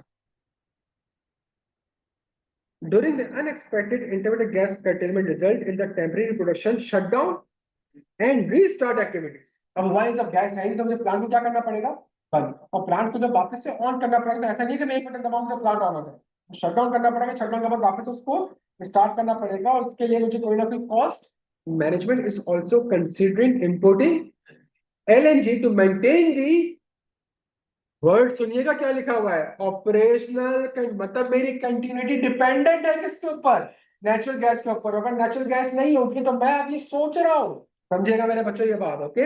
AGL has provided a spreadsheet, मैं स्प्रेडशीट को भी यार मुझे, मैं पढ़ता हूँ तुम्हारे साथ में बैठ के, स्प्रेडशीट मैंने यहाँ पे कॉपी नहीं करा। AGL has provided spreadsheet containing batch wise gas consumption and related production overheads to inventory for the manufacturing process generates both primary fertilizers products and the including industrial grade ammonia. Joint production costs are allocated between these output based on management estimated of their respective net realizable value. At the management has noted significant fluctuation in the market price for both the fertilizer and byproduct during the, yeah, जब prices change हो रही है तो इसका मतलब है there is a possibility आपने updated price के बेसिस पे एलोकेशन ना करियो, आपने साल के शुरू में जो बजट बनाया होगा, एस्टिमेट किया होगा, उसके बेसिस पे ही आप शायद एलोकेट कर रहे हो, पॉसिबल रिस्क है। In addition to its traditional dealer network, AGL entered into a distribution there with the Green Distributor Limited, a recently established entity engaged to expand the AGL's presence in a sales to GDL represents significant proportion of revenue recognized during the final quarter of the year and were made on the extended credit terms than those offered to the, सवाल की requirement है सिर्फ और सिर्फ मुझे risk बता दो, क्या कर दो, सुकून से एक बार स्प्रेडशीट वाला छोड़ दो, इसके ऊपर पॉइंट आ रहा हूं। ये आधे पेज का सवाल है, और आधे पेज के सवाल के अंदर कितने मार्क्स है, कितने नंबर है? 20 नंबर है, और 20 नंबर के अगेंस्ट मुझे सिर्फ और सिर्फ क्या बताना है? सवाल को एक बार अपनी कैपेसिटी के हिसाब से बोलो, जब तक मैं स्प्रेडशीट भी निकाल सबसे पहले मुझे ये बता दें, क्या सवाल में गोइंग कंसर्न का रिस्क है?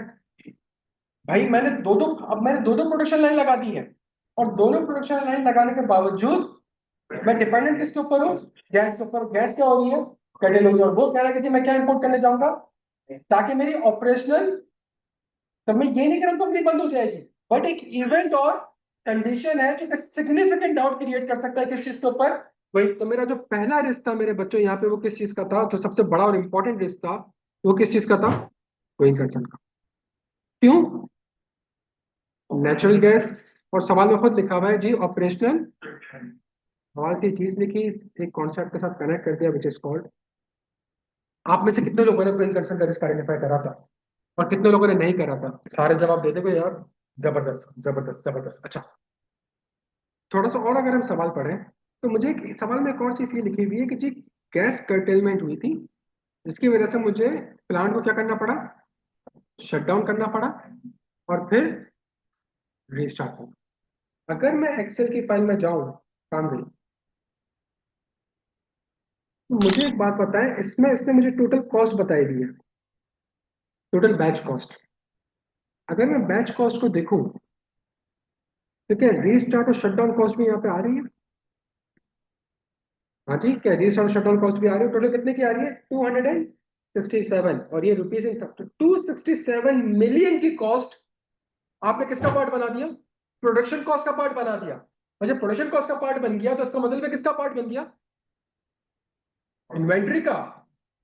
तो इसका मतलब है एक एबनॉर्मल एक्सपेंस हुआ है जिसको पीएनएल में चार्ज होना चाहिए था, और उस एक्सपेंस को आपने किसका पार्ट बना दिया? एसेट का पार्ट बना दिया।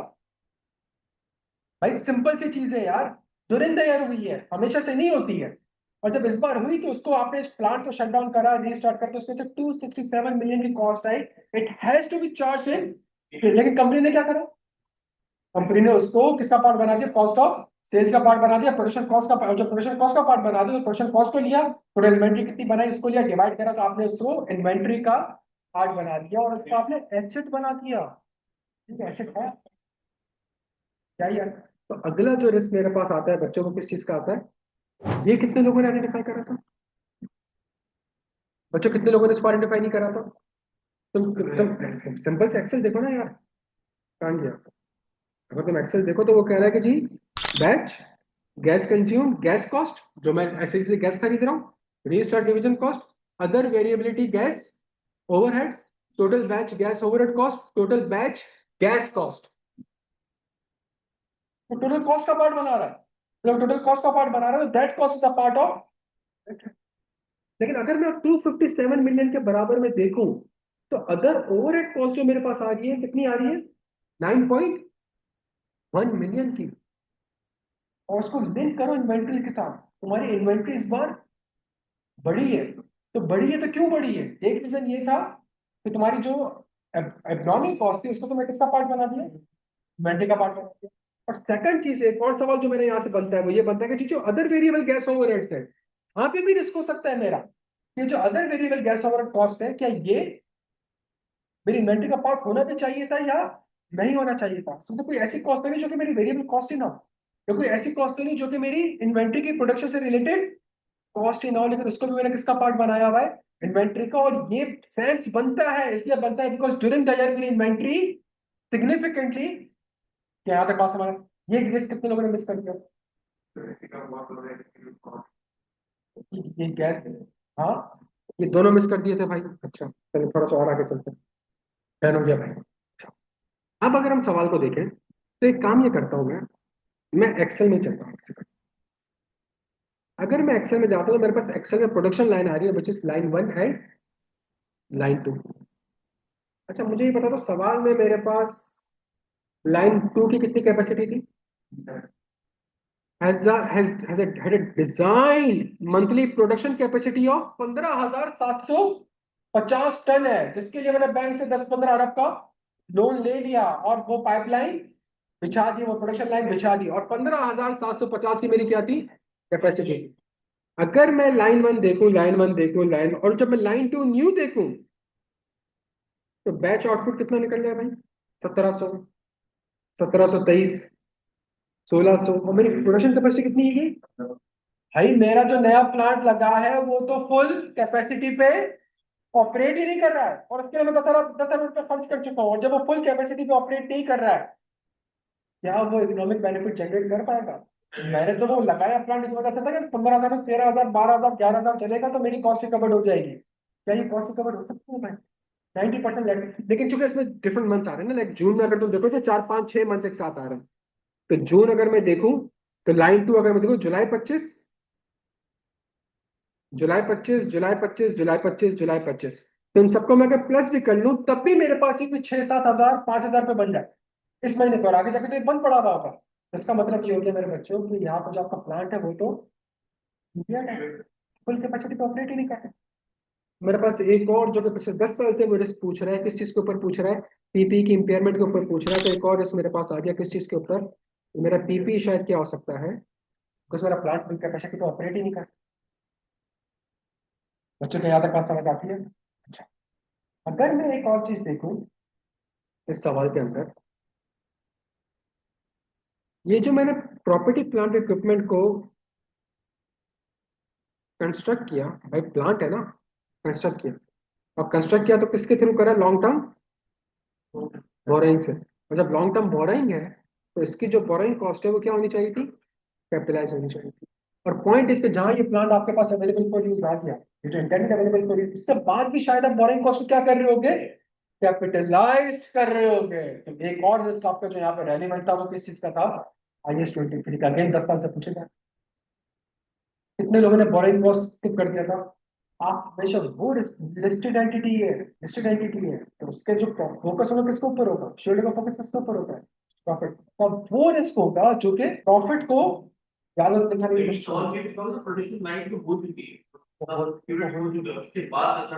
बट इस साल कंप्लीट होगा क्या? फॉर एग्जाम्पल ये बोरिंग कॉस्ट का पार्ट होना ही नहीं चाहिए था, ये तो विद इन 1 ईयर ही, और उसने फिर भी कैपिटलाइज करते हैं, वो क्वालिफाइंग एसेट ही ना हो। रिस्क हो सकता है, बिल्कुल ठीक है। या क्वालिफाइंग एसिड है तो एक पॉइंट ऑफ टाइम तक कैपिटलाइज होना चाहिए, तो उसके बाद क्या गलती कैपिटलाइजेशन करती है, रेट गलत किया। यहाँ तक बात समझ आ रही है बच्चों? समझ आ रही है यहाँ तक बात भाई, क्या क्या गलतियां हो रही है हमसे? और ये बोरिंग कॉस्ट देख लो, 10 साल में पूछ चुका है वो तुमसे, पीपी की इंपेयरमेंट पूछ चुका है, गोइंग कंसर्न पूछ चुका है भाई, इन्वेंट्री की एबनॉर्मल कॉस्ट कोविड-19 के जमाने में पूछ चुका है तुमसे वो। तो अलग से नया सवाल थोड़ी है, सिर्फ वो सिर्फ क्या चेंज हो रहा है? तुम्हारा रिस्क फैक्टर चेंज हो रहा है। रेवेन्यू का सवाल तुमसे विंटर 2017 में पूछ रहा है, फिर इस बार क्या चेंज करा उसने? रिस्क फैक्टर सर्विसेज चेंज, जहां से 3 IT की सर्विस निकाल दी है, अगली बार 3 कोई तुम्हारी मैन्युफैक्चरिंग सर्विस आ गई, अगली बार तुम्हारे पास कोई और सर्विसेज आ गई। सब्जेक्ट फ्रेमवर्क तो आपका सेम है यार, तो मैंने कॉन्ट्रैक्ट पढ़ना है। कॉन्ट्रैक्ट पढ़ के मैंने परफॉर्मेंस ऑब्लिगेशंस को आइडेंटिफाई करना है, इवैल्यूएट करना है कि वो डिस्टिंक्ट है कि नहीं है। अगर डिस्टिंक्ट है तो मैंने ट्रांजैक्शन प्राइस को एलोकेट करना है। जब अच्छा मैं एलोकेट करूँ उसके अंदर एस्टिमेट्स, असम्पशंस है, क्या वो रिजनेबल है। अगर स्टैंडर्ड सेलिंग प्राइस है तो स्टैंडर्ड सेलिंग प्राइस को मैंने individual contract customer sales order से वेरीफाई करना है। मैनेजमेंट की वर्किंग देखनी है, कैलकुलेशन देखनी है कि सही है कि नहीं है। फिर उसके बेसिस पे मैंने अकाउंटिंग पॉलिसी इवैल्यूएट करेंगे, या ये ओवर द टाइम होना चाहिए या ओवर द टाइम। साल के एंड में एक नया डिस्ट्रीब्यूटर आता है, और वो डिस्ट्रीब्यूटर मंड के क्वार्टर एंड में, क्वार्टर एंड मतलब ईयर एंड है, हाँ भाई आखिरी का क्वार्टर है और आखिरी क्वार्टर में आए, और क्वार्टर एंड के बाद समझ ईयर एंड है, और ईयर एंड के अराउंड एक सिग्निफिकेंट सेल्स हो रही है उसको, और वो सिग्निफिकेंट सेल्स जो हो रही है वो उस क्रेडिट टर्म्स पे हो रही है जो अनयूजुअल है, तो बाकी बाकी डिस्ट्रीब्यूटर्स को आप नहीं दे रहे। हाँ भाई, यार यहाँ पे 240 का रिस्क है भाई। हाँ रिस्क है 240 का, लिस्टेड एंटिटी, ऊपर से बैंक से लोन लिया हुआ है, कोवेनेंट ब्रीच होने का खतरा है, और बैंक को दिखाना है कि तुमने जो मुझे पैसा दिया उससे प्रोडक्शन लाइन लगाई, लेकिन लाइन लगा के प्रोडक्शन तो हो नहीं रही, तो रेवेन्यू तो आ नहीं रहा, तो रेवेन्यू आ नहीं रहा तो क्या करें? एक डिस्ट्रीब्यूटर पकड़ता है, और जब डिस्ट्रीब्यूटर को पकड़ेंगे तो उसके साथ हम एक फिक्टिशियस सेल्स, मैं ये नहीं कह रहा हूँ कि ये हुआ होगा, बट एज एन ऑडिटर ये मेरा रिस्क है। तो आप में से कितने लोगों ने 240 का रिस्क स्किप कर? ऐसा 550 का एक कॉन्सेप्ट है कि अगर कोई transaction outside the normal course of business आपको लगे और वो रिलेटेड पार्टी के साथ ना हो, तो ये पॉसिबिलिटी है कि वो रिलेटेड पार्टी हो सकती है। तो यहाँ पे रिलेटेड पार्टी का भी रिश्ता, कि अगर आपको कोई ऐसे ट्रांजेक्शन दिखे, तो मैनेजमेंट कह रही है रिलेटेड पार्टी के साथ नहीं है, लेकिन आप ट्रांजेक्शन देख के बोलो कि यार ये ट्रांजेक्शन बाकी के साथ तो बिल्कुल मुख्तलिफ है, तो मुख्तलिफ है तो there is a risk that that transaction could be with a related party as a party related party का रिस्क। आपने सवाल में लिखा हुआ है आपने बैंक से लोन लिया हुआ है, और बैंक से लोन लेने के बाद, सुनना मेरी बात को, लोन लेने के बाद क्या प्रोडक्शन कैपेसिटी आपकी अच्छी हुई है? नहीं भी। क्या इस साल आपकी गैस सेटलमेंट हुई है जिसके वजह से आपके रेवेन्यू क्या हुए होंगे और कम? बोरिंग जब आपने करी तो बैंक ने क्या इंपोज किए होंगे आपके ऊपर? देयर इज अ रिस्क कि वो कोवेनेंट क्या हो चुके होंगे, ब्रीच हो चुके होंगे, मैनेजमेंट उसको अकाउंट फॉर नहीं किया। देयर इज अ रिस्क कि बैंक आपसे सारा का सारा पैसा इमीडिएटली मांग सकता है, और आपने जो है उस नॉन करंट लायबिलिटी को, जो कि यहाँ पे शो हो रहा है नॉन करंट लायबिलिटी, उस पर आपने उसको करंट लायबिलिटी डिस्क्लोज। अगेन 10 साल से पूछ रहे हैं वो आपसे, 20 नंबर का सवाल था यार। टेबल से 3 टेबल में कोई एक्सेल का टेबल है यार, तो आपकी तो जिंदगी एक्सेल में गुजरी है यार। आपने आपने रिस्क के सवाल में आपने उस सवाल की रूह में जाना होगा। आप यूं समझे कि आपने पार्टनर को ब्रीफ करना है, आप यूं सोचें, आप यूं सोचें कि सवाल की पूरी एसेंशियल में ना देखो, सब रिस्क के सवाल को पूरा पढ़ो, समझो, सिनेरियो पढ़ो, आपस में बात करो, एनालाइज करो, इसमें ये इंफॉर्मेशन है, ये तो इंफॉर्मेशन आपस में कनेक्ट हो रही है, ये तो इंफॉर्मेशन आपस में कॉन्फ्लिक्ट लग रही है, ये तो इंफॉर्मेशन आपस में कंसिस्टेंट है, ये दो इनकंसिस्टेंट है, इसके बेसिस पे डिफरेंट आईएफआरएस डिफरेंट स्टैंडर्ड्स को सामने रखो और फिर रिस्क कंट्रोल। तो सिर्फ ये रिस्क नहीं था कि shut shut and restart cost को जो है अपनी इन्वेंट्री का पार्ट बना दिया। रिस्क ये है कि शट एंड रिस्टार्ट इन्वेंट्री का पार्ट बना, इसकी वजह से इन्वेंट्री बढ़ते हुए दिख रही है आपको। अदर वेरिएबल ओवरहेड कॉस्ट में रिस्क हो सकता है कि जी वो ना हो, ये रिस्क नहीं है। रिस्क ये है कि अदर वेरिएबल कॉस्ट है जो कि इन्वेंट्री का पार्ट है, और इन्वेंट्री ओवर द टाइम आपकी लास्ट ईयर के कंपेयर में इस साल सिग्निफिकेंटली इंक्रीज करी, और जब सिग्निफिकेंटली इंक्रीज करी देयर इज अ रिस्क इसमें से कुछ वेरिएबल कॉस्ट ऐसी होगी जो कि वाकई में आपकी वेरिएबल नेचर की ना हो, या वो इन्वेंट्री से रिलेट ही ना करती हो, प्रोडक्शन रिलेट ही ना करती हो। गोइंग कंसर्न का रिस्क ऐसे हवा में नहीं लिखना था, गोइंग कंसर्न के रिस्क के अंदर आपने सारी चीज लिखनी थी। गैस सेटलमेंट हुई है, प्रोडक्शन कैपेसिटी फुलफिल नहीं हो रही है, आपने प्लांट लगाया तो वो पूरा नहीं चल रहा, सही है, अपनी कंपनी खुद कह रही है कि मैं एलएनजी पे जाऊंगी फॉर माय ऑपरेशनल कंटिन्यूटी। तीन तीन रिस्क फैक्टर है। तो गोइंग कंसर्न रिस्क तो वही है जो हम पढ़ते आ रहे हैं, लेकिन सवाल में मुनफरिद क्या करता है उसको? IFRS 15 के वही रिस्क जो हम पढ़ते आ रहे हैं, वही प्रोसीजर जो हम पढ़ते, सवाल मुनफरिद क्या करता है उसको? इस पर वो आइडेंटिफाई करते हो चीजों का आपस में कनेक्ट, लॉन्ग टर्म बोरोइंग है, प्लांट को, प्रोडक्शन लाइन को डिजाइन किया होगा, कंस्ट्रक्ट किया होगा, ये रिस्क हो सकता है। फिर सारी चीजें सुनने के बाद ईयर एंड के आसपास भी हो रही है, लिस्टेड एंटिटी भी है, कोवेनेंट भी है, कोवेनेंट की ब्रीच ना हो जाए तो मैनेजमेंट इस पोजीशन पे है, मैनेजमेंट का इंसेंटिव और प्रेशर है कि वो फ्रॉडुलेंट फाइनेंशियल रिपोर्टिंग करेगी। क्लियर है मेरे बच्चों यहाँ पे?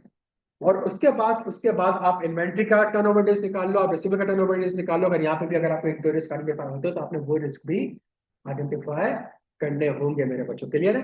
ISAE 3402 for the first time उसने आपसे सवाल पूछ लिया, किसके ऊपर पूछ लिया? 3402 को।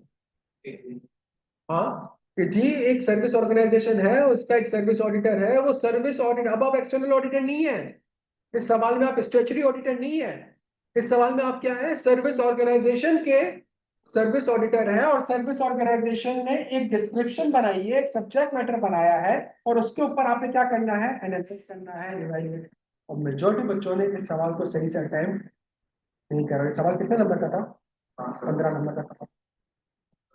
और इस सवाल का आंसर ISAE 3402 में सामने सामने लिखा हुआ है, पढ़ा हुआ है। इस सवाल का बैकग्राउंड इस तरीके से समझने की कोशिश करें कि डिलॉयट SSGC का ऑडिट कर रहा है, SSGC ने अपना एक काम आउटसोर्स करा हुआ है, किसको? सर्विस ऑर्गेनाइजेशन को। और सर्विस ऑर्गेनाइजेशन जो बोलता है उसके बेसिस पे SSGC अपने फाइनेंशियल स्टेटमेंट में उसको रिकॉर्ड करता है। हो गया? सर्विस ऑर्गेनाइजेशन का एक ऑडिटर होगा which is called service auditor. ये स्टैट्यूटरी ऑडिटर भी हो सकता है, ये स्टैट्यूटरी नहीं भी हो सकता, बट सर्विस ऑर्गेनाइजेशन का ऑडिटर है जिसका नाम जो कौन है? Service auditor. और ये जो सर्विस ऑडिटर है ये एक रिपोर्ट देगा, और ये रिपोर्ट ऐसी होगी कि जब ये रिपोर्ट डिलॉयट को मिलेगी तो डिलॉयट SSGC के ऊपर ओपिनियन एक्सप्रेस करने की पोजीशन में होगा। सवाल ये है कि थोड़ी टाइम के लिए अगर ये आउटसोर्स वाली चीज में छुपा दूं, तो अगर जो काम एसएसजीसी ने आउटसोर्स किया है, अगर वो काम एसएसजीसी आउटसोर्स ना करती, तो इसका मतलब है सारे के सारे लोग, सारी की सारी अंडरस्टैंडिंग, सारे के सारे सिस्टम, सारे के सारे अकाउंटिंग रिकॉर्ड, सारे के सारे इंटरनल कंट्रोल कहाँ पे मौजूद होंगे? एसएसजीसी में। और जब एसएसजीसी में मौजूद होंगे तो डेलॉइट बड़े आराम से आइजा 315 अप्लाई कर लेगा। कैसे अप्लाई करेगा? Obtain an understanding of the entity and it's environment including it's. और जब डेलॉइट आइजा 315 अप्लाई करेगा तो डेलॉइट इस पोजीशन पे होगा कि वो रिस्क को आइडेंटिफाई भी कर लेगा और assess भी करेगा। और जब डेलॉइट ये काम कर लेगा तो उसके बाद वो आइजा 330 अप्लाई करेगा और इस रिस्क के अगेंस्ट क्या बनाएगा। लेकिन अगर ये काम एसएसजीसी ने आउटसोर्स कर दिया है किसको, तो इसका मतलब है अब जो लोग काम कर रहे हैं, जो इंफॉर्मेशन सिस्टम है, जो प्रोसेस है, जो कंट्रोल्स है, वो कहाँ पे मौजूद है? तो इसका मतलब है देयर इज अ पॉसिबिलिटी कि एसएसजीसी के पास वो सारी की सारी चीजें अवेलेबल ना हो। जब एसएसजीसी के पास वो सारी की सारी चीजें अवेलेबल नहीं होंगी तो इसका मतलब है डिलॉयट एसएसजीसी को ऑडिट करते हुए 315 की रिक्वायरमेंट को अप्लाई कर सकता है। जब डिलॉयट नहीं कर सकता तो एक आंसर लिखा हुआ था आइजा 402 में, डिलॉयट जब एसएसजीसी को ऑडिट करेगा तो वो आइजा 402 अप्लाई करेगा, सर्विस ऑर्गेनाइजेशन। और 402 ये कहता था कि one of the procedure could be, और जो टाइप 1 और टाइप 2 रिपोर्ट बनेगी ये किसके हिसाब से बनेगी? 3402 के हिसाब से बनेगी। और जब 3402 के हिसाब से बनेगी तो 3402 में जो रिक्वायरमेंट लिखी हुई है वो एग्जैक्टली सेम है जो 315 में लिखी हुई है। टाइप 1 और टाइप 2 रिपोर्ट किसके हिसाब से बनेगी? और 3402 के हिसाब से जो रिपोर्ट बनेगी, और रिपोर्ट जिस सब्जेक्ट मैटर पे बनेगी वो सब्जेक्ट मैटर और रिपोर्ट किसके हिसाब से होनी चाहिए? आइजा 300।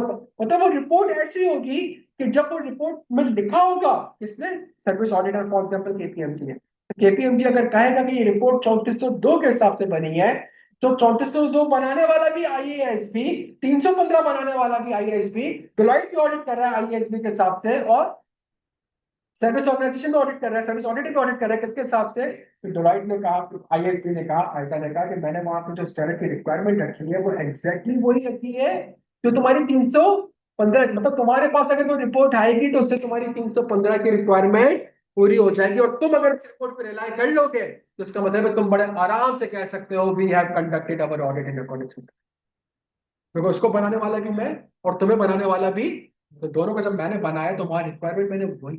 इसका मतलब है मैं भूल जाता हूँ कोई सर्विस ऑर्गेनाइजेशन, मैं भूल जाता हूँ कोई सर्विस ऑडिटर है, मैं कहता हूँ एसएसजीसी के पास सारी इंफॉर्मेशन मौजूद है, एसएसजीसी ने सब आउटसोर्सिंग नहीं करी, एसएसजीसी के पास सारी इंफॉर्मेशन मौजूद है, एसएसजीसी के पास लोग मौजूद है, एसएसजीसी के पास प्रोसेस मौजूद है, सब कुछ इसके पास मौजूद है। जब एसएसजी के पास मौजूद है तो क्या मैं आइजा 315 अप्लाई करूंगा? करूंगा। आइजा 315 अंडरस्टैंडिंग लेनी है किस चीज की? Quantity, environment including it's. जब इंटरनल कंट्रोल की अंडरस्टैंडिंग लूंगा तो मैं कंट्रोल एनवायरनमेंट की अंडरस्टैंडिंग लूंगा, रिस्क असेसमेंट प्रोसेस की अंडरस्टैंडिंग लूंगा, इंफॉर्मेशन प्रोसेसिंग की या इंफॉर्मेशन सिस्टम की अंडरस्टैंडिंग लूंगा। ये जो इंफॉर्मेशन सिस्टम है ये क्या, अच्छा, कंट्रोल एक्टिविटीज की अंडरस्टैंडिंग लूंगा, मॉनिटरिंग ऑफ कंट्रोल की अंडरस्टैंडिंग लूंगा। इंफॉर्मेशन प्रोसेसिंग है क्या? आप में से कितने लोगों ने ऑडिट फर्म में पेरोल के ऊपर काम किया हुआ है? पेरोल पे काम किया हुआ है यार, भाई पेरोल पे काम किया हुआ है, तो पेरोल पे डायरेक्ट काम स्टार्ट कर देते हो या पेरोल का एक वॉक थ्रू करते हो क्लाइंट के साथ?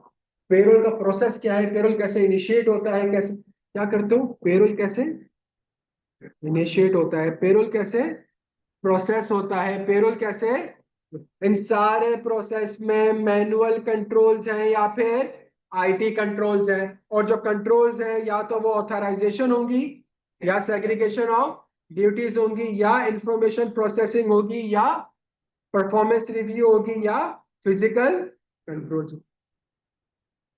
तो मैनेजमेंट आपको क्या कहती है? मैनेजमेंट आपको कहती है कि भाई एचआर डिपार्टमेंट के पास एम्प्लॉय की मास्टर फाइल्स मेंटेन होती है, और जो भी हायरिंग डिलीशन होती है वो कहाँ से होती है? एचआर से होती है। और एचआर जो है वो अपने एम्प्लॉय के रजिस्टर को अपडेट करता है based on hiring designation file, सही है। और एचआर में ये बंदा काम करता है और उस बंदे को, ये बंदा क्या करता है? अप्रूव करता है, जिसके बेसिस पे मास्टर फाइल्स क्या होती हैं? मंथ एंड पे वो मास्टर फाइल्स किसको प्रोवाइड की जाती है, फाइनेंस डिपार्टमेंट को या अकाउंट्स डिपार्टमेंट को, फाइनेंस या पेरोल डिपार्टमेंट को। जो पेरोल डिपार्टमेंट होता है उसके बेसिस पे देखता है कि हमारे कौन से एम्प्लॉइज है, उसने कितने घंटे काम किए, उसका रेट क्या है, उसके बेसिस पे वो उसकी पे स्लिप्स बनाता है। वो पे स्लिप्स किसको, उसमें जब पे स्लिप्स बनती है तो एक बंदा प्रिपेयर करता है, दूसरा बंदा अप्रूव करता है। वो फाइल किसको प्रोवाइड कर दी जाती है, बैंक को। जब बैंक को प्रोवाइड की जाती है तो बैंक इसको क्या करता है, प्रोसेस करता है। उनके अकाउंट में क्या आ जाती है, सैलरीज आ जाती है। तो सैलरीज आ जाती है तो फिर फाइनेंस या अकाउंट्स डिपार्टमेंट जो है वो इसके बेसिस पे, या फाइनेंस डिपार्टमेंट जो है इसके बेसिस पे पेरोल एक्सपेंस को शेयर ऐसे होता है, प्रोसेस ऐसे होता है, रिकॉर्ड ऐसे। मेरा बच्चा अब ये काम कौन कर रहा है, सभी ऑर्गेनाइजेशन काम कर रहा है, तो इसका मतलब है अब डिलॉयट को ये अंडरस्टैंडिंग चाहिए पूरी। पहले ये एसएनसी के पास थी, अब ये एसएनसी के पास। तो जो सर्विस ऑर्गेनाइजेशन ने सब्जेक्ट मैटर बनाया हो, वो सब्जेक्ट मैटर क्या होगा, ये वही डॉक्यूमेंट होगा जो थोड़ी देर पहले और मैंने आपने डिस्कस करा है कि कंट्रोल की डिस्क्रिप्शन क्या है, कंट्रोल का ऑब्जेक्टिव क्या है, रिस्क क्या है, और इस कंट्रोल में कंट्रोल एक्टिविटीज क्या है, कौन से कंट्रोल्स मौजूद है, ट्रांजैक्शन इसमें किस तरीके से इनिशिएट हो रही है, प्रोसेस हो रही है, रिकॉर्ड हो रही है, कौन से अकाउंटिंग रिकॉर्ड्स बन रहे हैं, और कंट्रोल्स कौन से यहाँ पे मौजूद। तो ये डॉक्यूमेंट मेरे भाई सवाल में मौजूद है आपके, extracts from the description of the RSPL system prepared by the management. Remit Solution Private Limited is a cloud-based payroll and human resource management service provider. RSPL has appointed your firm, Rahman and Company Chartered Accountants, to provide a Type 2 assurance report under ISAE for the year ended 31 March. The following is an extract. Service provided किसका है, description of the RSPL system. ये वही SOP है, ये वही walk through का document है, ये वही वर्ड का डॉक्यूमेंट है जो तुम लोग अपने फाइल में डॉक्यूमेंट करते हो, ये वही चीज है। आरएसपीएल और एक्सट्रैक्ट लिखा हुआ है बच्चों। RSPL provides payroll processing, statutory deduction management, employee benefit administration, and employee master data maintenance service to user entities in the manufacturing, retail, and financial service sector through a cloud-based software as a service platform accessible via secured web portal. Period covered by the description 1 April से 31 March. Control objective, payroll processing and payroll कैसे process हो रहा है और कैसे, initiation वाली बात नहीं लिखी हुई है, लेकिन मैं उसको इग्नोर इसलिए कर रहा हूं बिकॉज सवाल में क्या लिखा हुआ है, एक्सट्रैक्ट। एक कंप्लीट रिपोर्ट नहीं है ये, एक्सट्रैक्ट है। हालांकि हमारे पास जो सर्विसेज है उसमें बहुत सी सर्विसेज आ रही है, लेकिन रिपोर्ट में वो सारी की सारी सर्विसेज मौजूद, तो मैं अलग से चाहूँ तो एक पॉइंट लिख सकता हूँ, लेकिन जो लिखा हुआ है पहले उसके ऊपर आता हूँ। कंट्रोल का ऑब्जेक्टिव ये है to ensure payroll transactions are properly, accurately and disbursed only to, ये कंट्रोल का ऑब्जेक्टिव है। इस कंट्रोल के ऑब्जेक्टिव को अचीव करने के लिए कौन सा कंट्रोल मौजूद है, payroll processing follows a, here a payroll processor prepares the payroll and payroll supervisor independently review and approve it prior to the system prevents the payroll disbursement without supervisory approval, and payroll processor and the supervisor are assigned separate and non-overlapping। तक मैं prepare कर रहा हूँ, आप उसको approve कर सकते हो, और जब आप अप्रूव कर सकते हो तो आपके अप्रूवल के बगैर वो आगे प्रोसेस नहीं होगा। ये राइट मेरे पास मौजूद, क्या सवाल में सेग्रीगेशन ड्यूटीज मौजूद है भाई, और सवाल में ऑथराइजेशन एंड अप्रूवल मौजूद है तब। अगर ये रिपोर्ट मेरे पास आएगी और केपीएमजी कहेगा ये कंट्रोल एग्जिस्ट करते हैं, और केपीएमजी की इंडिपेंडेंस में कोई डाउट नहीं है, केपीएमजी कॉम्पिटेंट है, केपीएमजी कैपेबल है, तो क्या इस रिपोर्ट में फिर मैं रिलाई कर लूंगा कि हाँ यार पेरोल के कंट्रोल वहां पे अच्छे है, और ऑडिटर ने केपीएमजी ने उसके ऊपर एश्योरेंस भी प्रोवाइड करते हैं। इससे रिलेटेड कुछ मजीद इंफॉर्मेशन दी हुई है। During the course of engagement, the following matters were identified. In October 2025, RSPL migrated to an upgraded, अच्छा सॉरी, इसको मैं थोड़ी सी बात में पढ़ता हूँ, चल पढ़ लेते। In October 2025, RSPL migrated to an upgraded payroll platform involving changes to user access, access right यहाँ पे भी मौजूद है बच्चों, configuration, payroll calculation process, and temporary disabling of certain automated controls during the migration period.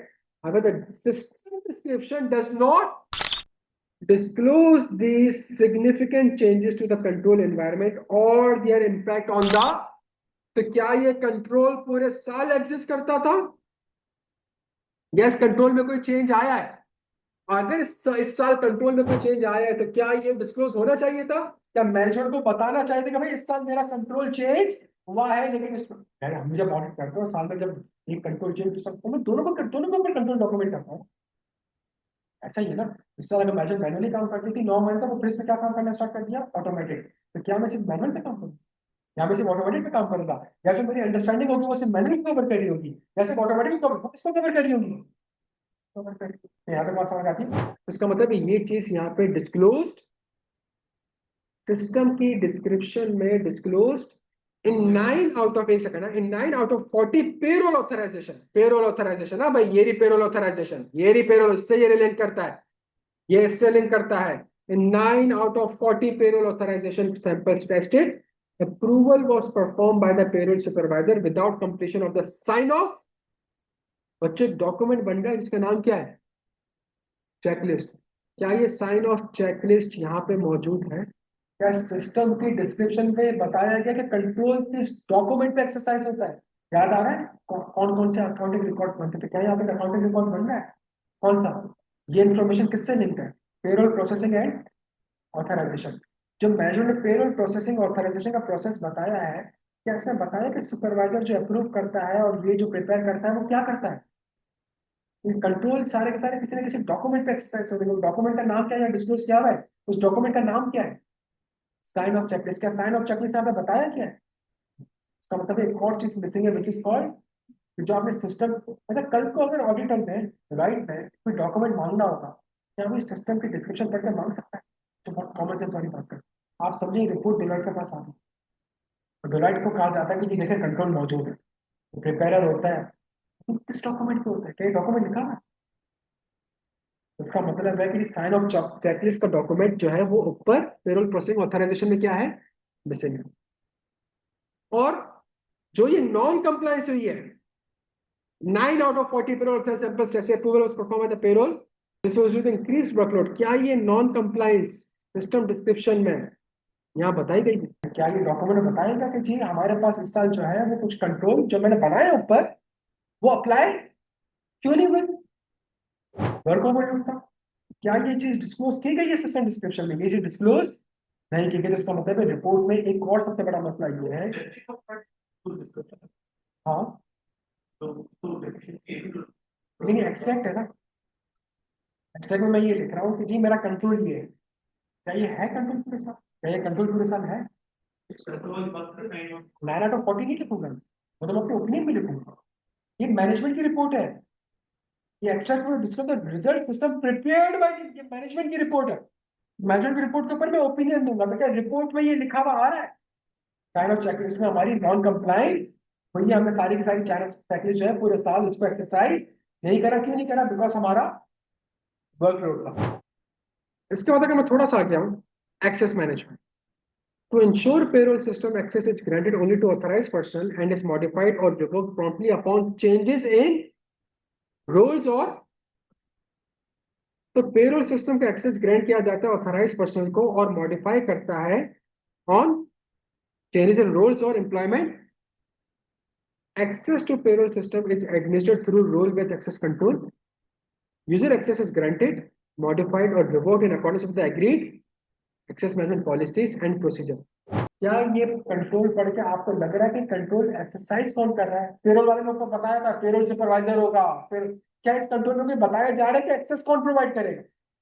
क्या वो department या designation identify करी दी है मेरे बच्चों? इसका मतलब है यहाँ पे ये बताया ही नहीं गया कि जी who is exercising this control. Plus जो पूरे साल सिस्टम में चेंज आया था, क्या उस सिस्टम में चेंज होने की वजह से एक्सेस मैनेजमेंट में भी चेंजेस आई थी? जो पॉइंट पढ़ा था ना मैं, in October 2025 RSU migrate to upgraded payroll platform, इसकी वजह से मेरे सारे एक्सेस मैनेजमेंट वगैरह चेंज हो गए थे। तो क्या इन चेंजेस की वजह से एक्सेस मैनेजमेंट में भी चेंजेस आई थी? क्या ये कंट्रोल पूरे साल इफेक्टिव रहा था? पूरे साल यही रहा था या पूरे साल चेंज हुआ था? अगर चेंज हुआ तो इसका मतलब है क्या चीज यहाँ पे बताई गई है कि नहीं गई? तो उसके बाद अगली इन्फॉर्मेशन आ रही है विच इज कॉल्ड, और मैं इसको ये सारा अभी जो मैं आपको आंसर बता रहा हूँ ये वर्बली बता रहा हूँ, ये पूरा का पूरा आंसर मैं अभी आपको कहाँ से दिखाऊंगा। RSPL uses the Data Vault Limited, a third-party data center operator for server hosting and database management service. PVN stores the payroll and employee data and perform daily database backup. The control operated by the DVL are excluded from both the scope of this engagement and the system. इसका मतलब है एक सब service organisation भी है। RSPL inform the engagement team that DVL's backup system failed during November and December, resulting in a no daily database backup during that period. However, no data loss was reported during the affected period. They further informed that DVL has not issued an IC 3402 assurance report, and RSPL relies on the controls performed by the DVL in relation to backup management. बच्चों क्या ये वाली बात मैंने यहाँ पे cover करी भी है? क्या ये वाली एक फैक्ट तब मैं रिपोर्ट में कह रहा हूँ कि जी ये आउटसोर्स हुआ है। अगर आउटसोर्स हुआ है तो यूजर आइडेंटिटी अब कंफ्यूज हो जाएगा, यूजर ऑडिटर कंफ्यूज हो जाएगा। भाई अगर आउटसोर्स हुआ है तो क्या तुमने इसके ऊपर कोई काम स्कोप से बाहर है, लेकिन अगर स्कोप से बाहर किया तो क्या कंट्रोल जो है वो तुम्हारे पास मौजूद है? कंट्रोल जो है अगर उसके ऊपर तुम्हारे स्कोप से बाहर है, क्या सर्विस ऑर्गेनाइजेशन ने कोई कंट्रोल रखे हैं इसके ऊपर या नहीं रखे हैं? वो सारी की सारी चीजें क्या है हमारी रिपोर्ट में मिसिंग है। User entities are responsible for submitting employee master data changes, including new joiner and salary revision through the online portal within 3 business days of the relevant change becoming effective. RSPL does not independently verify the accuracy or completeness of the information submitted by the user entities. Therefore, this has not been made part of the वो categorically आपसे कहता है अगर service organization user entity control पे dependent है तो वो चीज आपने डिस्क्लोज करनी है ताकि यूजर ऑडिटर कह सके यूजर एंटिटी पे भाई ये तो तुम काम करते हो, तो मैं तुम्हारे पास ही जाऊंगा, मैं इस चीज के लिए सर्विस ऑर्गेनाइजेशन के पास नहीं जाऊंगा। बच्चों की सवाल पढ़ो, सवाल की रिक्वायरमेंट है इन the light of the above information explain the if any in the description prepared by the management. अब ये मेरी बात गौर से सुनना मेरे बच्चों, जो असल चीज है, सवाल आपने पढ़ लिया और अगर सवाल मैंने पूरा पढ़ लिया तो मुझे भी पता है जानी वॉल्यूम 2 में वॉल्यूम 2 किधर है ये ढूंढ रहे हैं। सवाल बहुत तभी से पढ़ा है, सवाल पढ़ने से पहले समझाया है, फिर सवाल पढ़ के कुछ एक टेंटेटिव आंसर लिखने की कोशिश करिए और इन सारी चीजों को ढूंढने की कहाँ कोशिश करते हो ऐसे ही कोशिश। और मैंने नहीं पढ़ना चाह रहा था, मैं कॉमन सेंस अप्लाई करके रेफर करने की कोशिश करता हूँ। भाई वॉल्यूम 2 में कौन सा सेट अप्लाई हो जाएगा जल्दी से बता दो, इंडेक्स में आ जाओ। क्या एथिकल रिक्वायरमेंट एप्लीकेबल होगा? क्या मैनेजमेंट 2 क्या एक्सेप्टेंस से सवाल आया है? क्या एक्सेप्टेंस के बाद सुटेबल क्राइटेरिया से सवाल आया है? क्या मटेरियलिटी से सवाल आया है? तो obtaining understanding of service organization system, but system बन चुका है, इसका मतलब अंडरस्टैंडिंग में शायद ले चुका हूँ। Obtain the evidence regarding the description, obtain the evidence regarding the क्या लिखा हुआ? Obtain the evidence regarding the description, और सवाल में भी क्या लिखा हुआ है? सही है भाई। अच्छा, obtain the evidence regarding the design of the control, obtain the evidence regarding the operating. इसका मतलब सवाल अगर मेरा आंसर मुझे लगता है तो शायद इन कुछ पैराग्राफ से शायद मेरा इंटरनल ऑडिट से होगा, रिटर्न रिप्रेजेंटेशन अदर इन्फॉर्मेशन कुछ नहीं। तो आंसर अगर मेरा कहीं होगा तो वो वहां से होगा, तो इसके कुछ पेजेस जो है मैं पढ़ना स्टार्ट करूँ। सही है भाई, ऐसा कर ले। एक्सेप्टेंस नहीं है। The service auditor shall obtain internal service system including controls that are included in the scope of the engagement. Refer paragraph, ये पढ़ लूंगा मैं पैराग्राफ, सही है। तो इसका मतलब है इसको मैं थोड़ा सा रीड करना पड़ेगा बिकॉज स्कोप की बात कर रहा है। किसकी बात कर रहा है? स्कोप ऑफ दी, और सवाल में स्कोप का वर्ड लिखा हुआ था, तो इसका मतलब है ये शायद मेरे लिए एप्लीकेशन गाइडेंस रेलिवेंट हो सकती है। The service auditor shall obtain and read the service auditor description of its system। क्या यही है सवाल? भाई आता हूँ यार, यही है सवाल।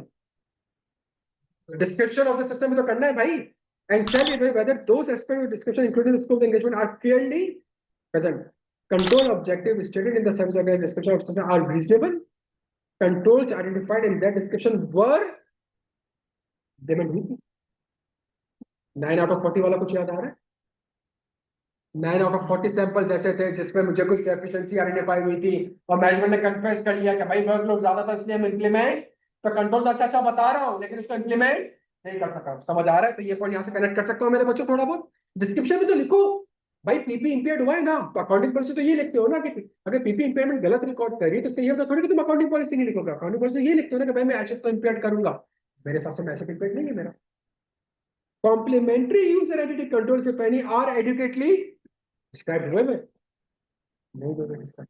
तो कॉम्प्लीमेंट मतलब मुझे अगर सर्विस वगैरह कुछ काम करना है तो वो काम डिपेंड करते हैं आप पे। अगर आप मास्टर फाइल प्रोवाइड करेंगे, अगर आप एम्प्लॉय को फारिग करते हो और उसका लेटर मुझे प्रोवाइड करेंगे, अगर आप कोई हायरिंग करते हो उसका लेटर मुझे प्रोवाइड करेंगे, तभी मैं पेरोल को एक्यूरेटली कर सकूंगा। तो क्या कॉम्प्लीमेंट्री कंट्रोल मेरे डिस्क्रिप्शन ऑफ सिस्टम में आ रहे थे मेरे बच्चों?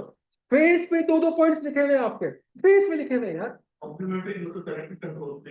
नहीं, कॉम्प्लीमेंट्री कंट्रोल्स और दोस्त कंट्रोल्स की सर्विस ऑर्गेनाइजेशन में कभी भी वही नाजिल नहीं होगी। अगर वो पेरोल पे काम कर रहा है तो एम्प्लॉय आप करते हैं। जब हायर आप करते हो और एम्प्लॉय को पेरोल वो प्रोसेस करता है, तो क्या मुझे उसको बताना पड़ेगा कि नया एम्प्लॉय हायर हुआ है इस डेट से? या मतलब वो जो पेरोल की प्रोसेसिंग कर रहा है वो किस कंट्रोल पे डिपेंड कर रहा है? वो आपके कंट्रोल। और अगर आपने डेट गलत बताया तो पेरोल आगे गलत प्रोसेस हो जाएगा। This are called complementary controls. Services performed by the sub-service organization, if any, are adequately described, including whether the inclusive method or carve out method। तो आपने ये नहीं लिखा inclusive और carve out का method नहीं लिखा, आपने scope of engagement से पाया। आपने क्या वर्ड नहीं लिखा? हमें पता नहीं carve out method होता है हमारे पास कि जी क्या मेरी रिपोर्ट का ये पार्ट बनेगा या नहीं बनेगा, ये चीज मिसिंग है। अगर मैं थोड़ा सा और जाऊं, उसके बाद पैराग्राफ A19 से A20, 21, 22, 23 तक कुछ नहीं करना मुझे। पैराग्राफ A24 तक जाना है। A19 से A24 5 पैराग्राफ पढ़े तो शायद मुझे कुछ मजीद गाइडेंस मिल जाए। सही है? क्यों नहीं होगा यार? 15 नंबर का सवाल है यार तेरा।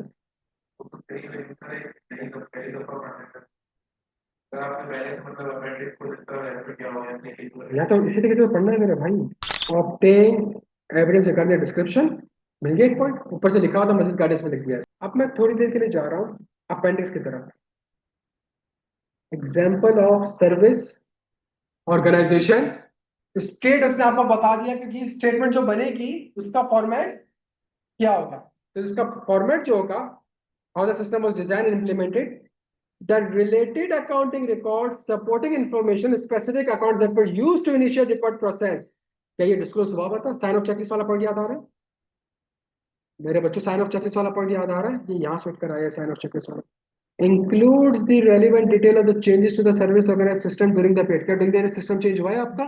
तो यहाँ तक बात समझ आ गई मेरे बच्चों। तो अगर 3402 को तुम देखोगे तो 3402 वही है जो 315 में मैं अंडरस्टैंडिंग लेता हूँ कि भाई रिस्क क्या है, उस रिस्क को मिटिगेट करने का अगर कंट्रोल कंट्रोल का ऑब्जेक्टिव क्या है, उस कंट्रोल को ऑब्जेक्टिव को अचीव करने के लिए मेरी कंट्रोल एक्टिविटीज। तो अगर इन्फॉर्मेशन दी भी है एक्सपर्ट के बाद, अगर किसी को हम पॉइंट बना है उस पे पॉइंट, यस यही करना था। इससे जो आइडेंटिफाई हुई है उसका पार्ट तब दैट्स इट, यही करना था। डिटेल में जो पेपर में जाने की जरूरत नहीं पड़ेगी। अब मैं कह रहा हूँ कि इनकेस बच्चे को ये लगता है कि किताब से नहीं आया या बच्चे का परसेप्शन नहीं आया, यस, अगर साइन ऑफ चेकलिस्ट अगर अकाउंटिंग रिकॉर्ड है तो मुझे और आपको पता है 315 में कि अकाउंटिंग रिकॉर्ड मैं अंडरस्टैंडिंग लेता क्यों पता है, और मैं अकाउंटिंग रिकॉर्ड वाली क्यों चीज करता हूँ। इस कन्फर्मेशन नहीं, रिस्पॉन्स के लिए भी ये ही पता होगा कि अकाउंटिंग रिकॉर्ड कौन सा बनना है तो मेरा प्रोसीजर क्या होगा।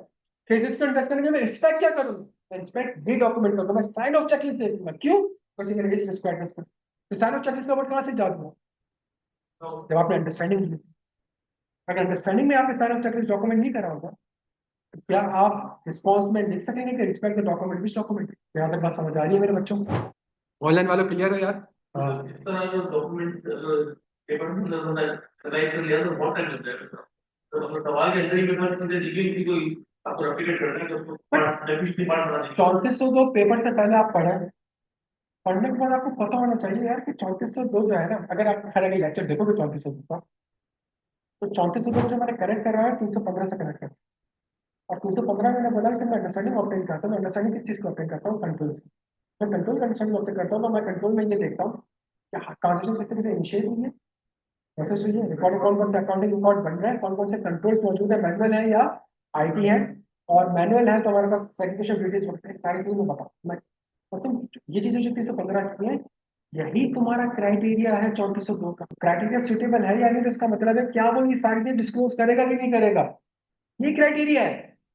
और जब क्राइटेरिया ये है तो ऑडिट तो फिर यही चीज डिस्क्लोज होंगी और इसी के ऊपर सर्विस ऑडिटर जो है वो काम करेगा, इससे ताकि डिलॉयट के पास जो रिपोर्ट जाए वो 315 से कम होगी। ये फाउंडेशन अगर आपको समझ आ गया तो फिर आप कुछ क्लियर है सारे। और कोई दूसरा पार्ट रिपोर्ट की इम्प्लीकेशन बताने की कहाँ गया सवाल, वो कहाँ गया सवाल, कहाँ गया? क्वेश्चन नंबर 5, 2 सवाल रह गए, आधा घंटा और कर ले। सही है, क्लास उसी बल्कि 6 तक ही है ना मेरे क्लास। चलो आधे घंटे में दोनों सवाल हो जाएंगे बच्चों, बड़े जबरदस्त हो गए। ऑनलाइन वालों क्लियर हो मेरा बच्चा? वो भी काम आ सकता है, लेकिन आप उसमें ये बताओगे कि 9 आउट ऑफ 40 जो नॉन कंप्लाइंट हुई है, सही है, अगर 9 आउट ऑफ 40 का, तो इसका मतलब है क्या कंट्रोल ऑपरेटिंग इफेक्टिवली है? नहीं। इसका मतलब आप जो अपनी ओपिनियन दोगे उसको ओपिनियन आप ये नहीं कह सकते कंट्रोल आर ऑपरेटिंग इफेक्टिवली। तो जो कंट्रोल करता है क्या वो रिस्क को एडजस्ट कर रहे हैं या एनालाइज कर रहे हैं? रिस्क को एडजस्ट कर रहे हैं तो क्या वो वाकई में इंप्लीमेंट हुए हुए जैसा बताया गया है? उसके बाद आपने टेस्टिंग करी, जब आपने टेस्टिंग आपने कहा वैसे इंप्लीमेंट, तो ऊपर जो डिस्क्रिप्शन की जबरदस्त लिखी हुई है उसमें मैंने टेस्ट कर तो कंट्रोल ऐसे इंप्लीमेंट, तो ये रिपोर्ट डिलॉयट के पास जाएगी, डिलॉयट बोलेगा ऐसे जो भाई वहाँ तो कंट्रोल ही मौजूद नहीं है। जब कंट्रोल वहाँ पे मौजूद है इसका मतलब जो पेरोल प्रोसेस हो रहा है उसमें मिस सिस्टम के चांसेस हो सकती है, और उसके कहने पे जो तूने अपने एफएस में नंबर्स रिकॉर्ड करे हुए वो गलत हो सकता है। मुझे बता तेरे पास क्या कंट्रोल मौजूद है, तेरे पास क्या इनडायरेक्ट डायरेक्ट कंट्रोल मौजूद है जिसके बेसिस पे मैंने इवैल्यूएट करा हो कि उसका जो नंबर है वो बिल्कुल सही है। अगर वो कहता है कि नहीं, मुझे नहीं पता कंट्रोल सही है कि नहीं, तो फिर मैं एक्सपेंसिव टाइप में कंट्रोल में लाइन, और अगर substantive procedure alone can not provide sufficient appropriate, तो मैं अपनी रिपोर्ट क्वालिफाइड यस, ये चीजें मतलब रिपोर्ट में। Your firm Asif Gani and company chartered accountant is the statutory auditor of Pelcon engineering limited और company listed on the boxer stock exchange for the year ended 31 March 2026। The company is engaged in the manufacture of industrial turbines used in the power generation. During finalization of the audit, the following matter has come to attention.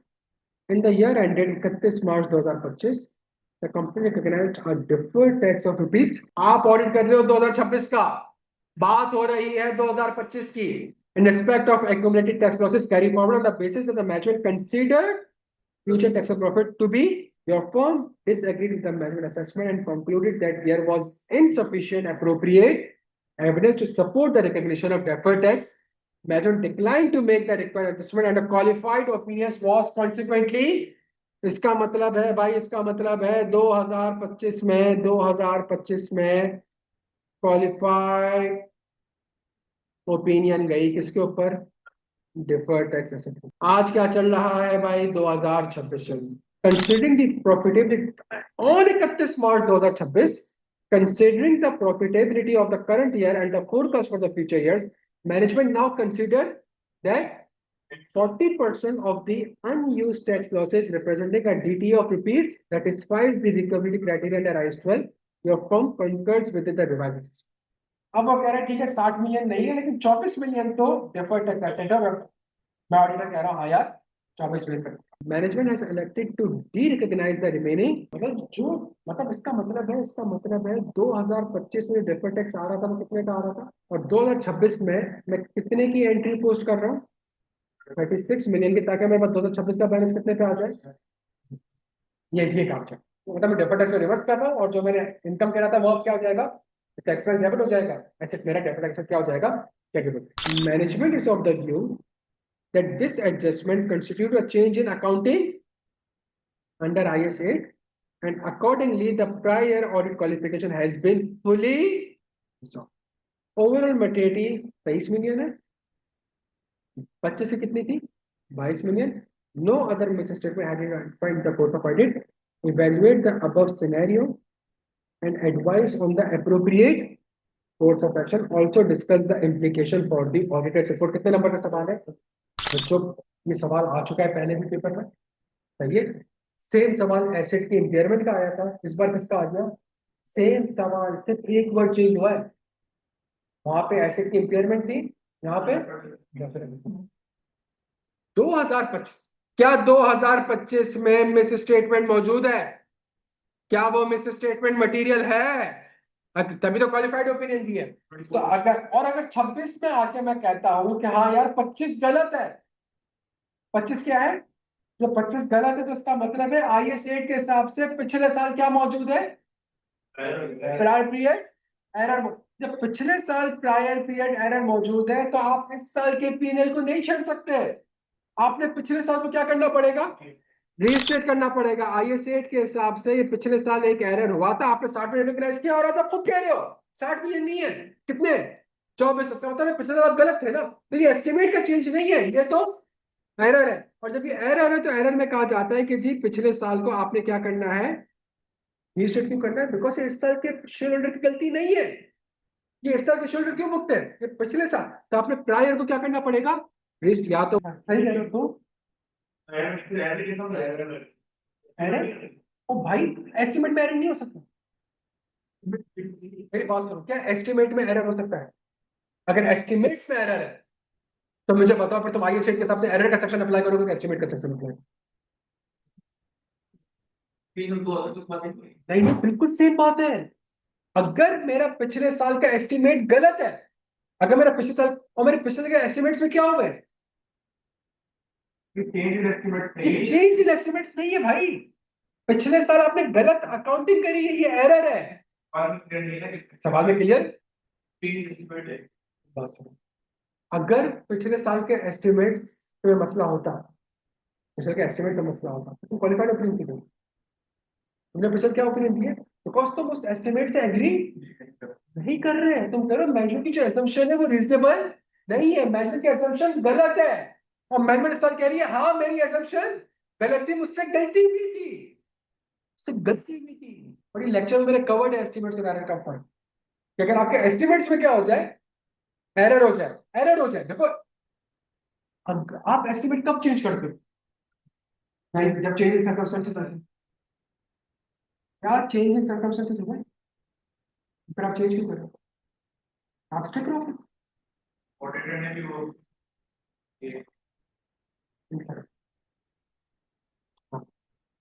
मेरी बात समझो। Estimate क्या है भाई? तुम इस साल क्यों चेंज कर रहे हो? क्या इस साल कोई सर्कमस्टेंसेस चेंज हुए हैं?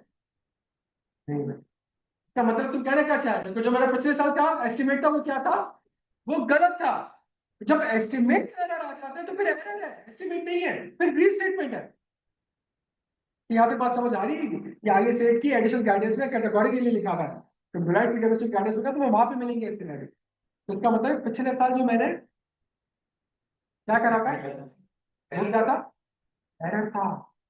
तुमने कहा मैं इन्वेंट्री को 10% प्रोवाइड करूँ, तो राइट आगे कहता है भाई 10% नहीं है, 25% प्रोवाइड करो। सही है, मैनेजमेंट एग्री नहीं करती, तुम अपनी ओपिनियन क्वालिफाई करते। मैनेजमेंट अगले साल आगे कहती है चलो सही है मैं 25% करूँ, ये कहोगे कैसे में चेंज? अब तुम 10 से 25% अगर मैनेजमेंट आएगी तो क्या कोई सर्कमस्टेंसेस चेंज हुए? या वो सर्कमस्टेंसेस पिछले साल एग्जिस्ट करते थे जो कि तुमसे स्किप हुए क्योंकि मैनेजमेंट ने वो एस्टिमेट बनाते हुए क्या करा, एरर किया। जब एरर किया है तो इसका मतलब पिछले साल क्या होंगे, रीस्टेट होंगे। तो सवाल में तो एस्टिमेट का और नेगेटिव सॉल्व कर रहा है, सही एस्टिमेट चेंज हुआ है। इसका मतलब ये हो गया, इसका मतलब मेरे बच्चों ये हो गया, ये क्या होनी चाहिए, या तो मैनेजमेंट रीस्टेटमेंट करेगी या मैनेजमेंट रीस्टेटमेंट नहीं करेगी। अगर मैनेजमेंट रीस्टेटमेंट कर देती है पिछले साल को कितने पे लेके आ जाती है, अच्छा, और जो पीएनएल का इम्पैक्ट है वो पिछले साल की ओपनिंग रिटेन एंडिंग और इक्विटी में लेके आ जाती है। अगर वो ऐसा कर देती है तो इस साल की ओपिनियन में क्या दूंगा,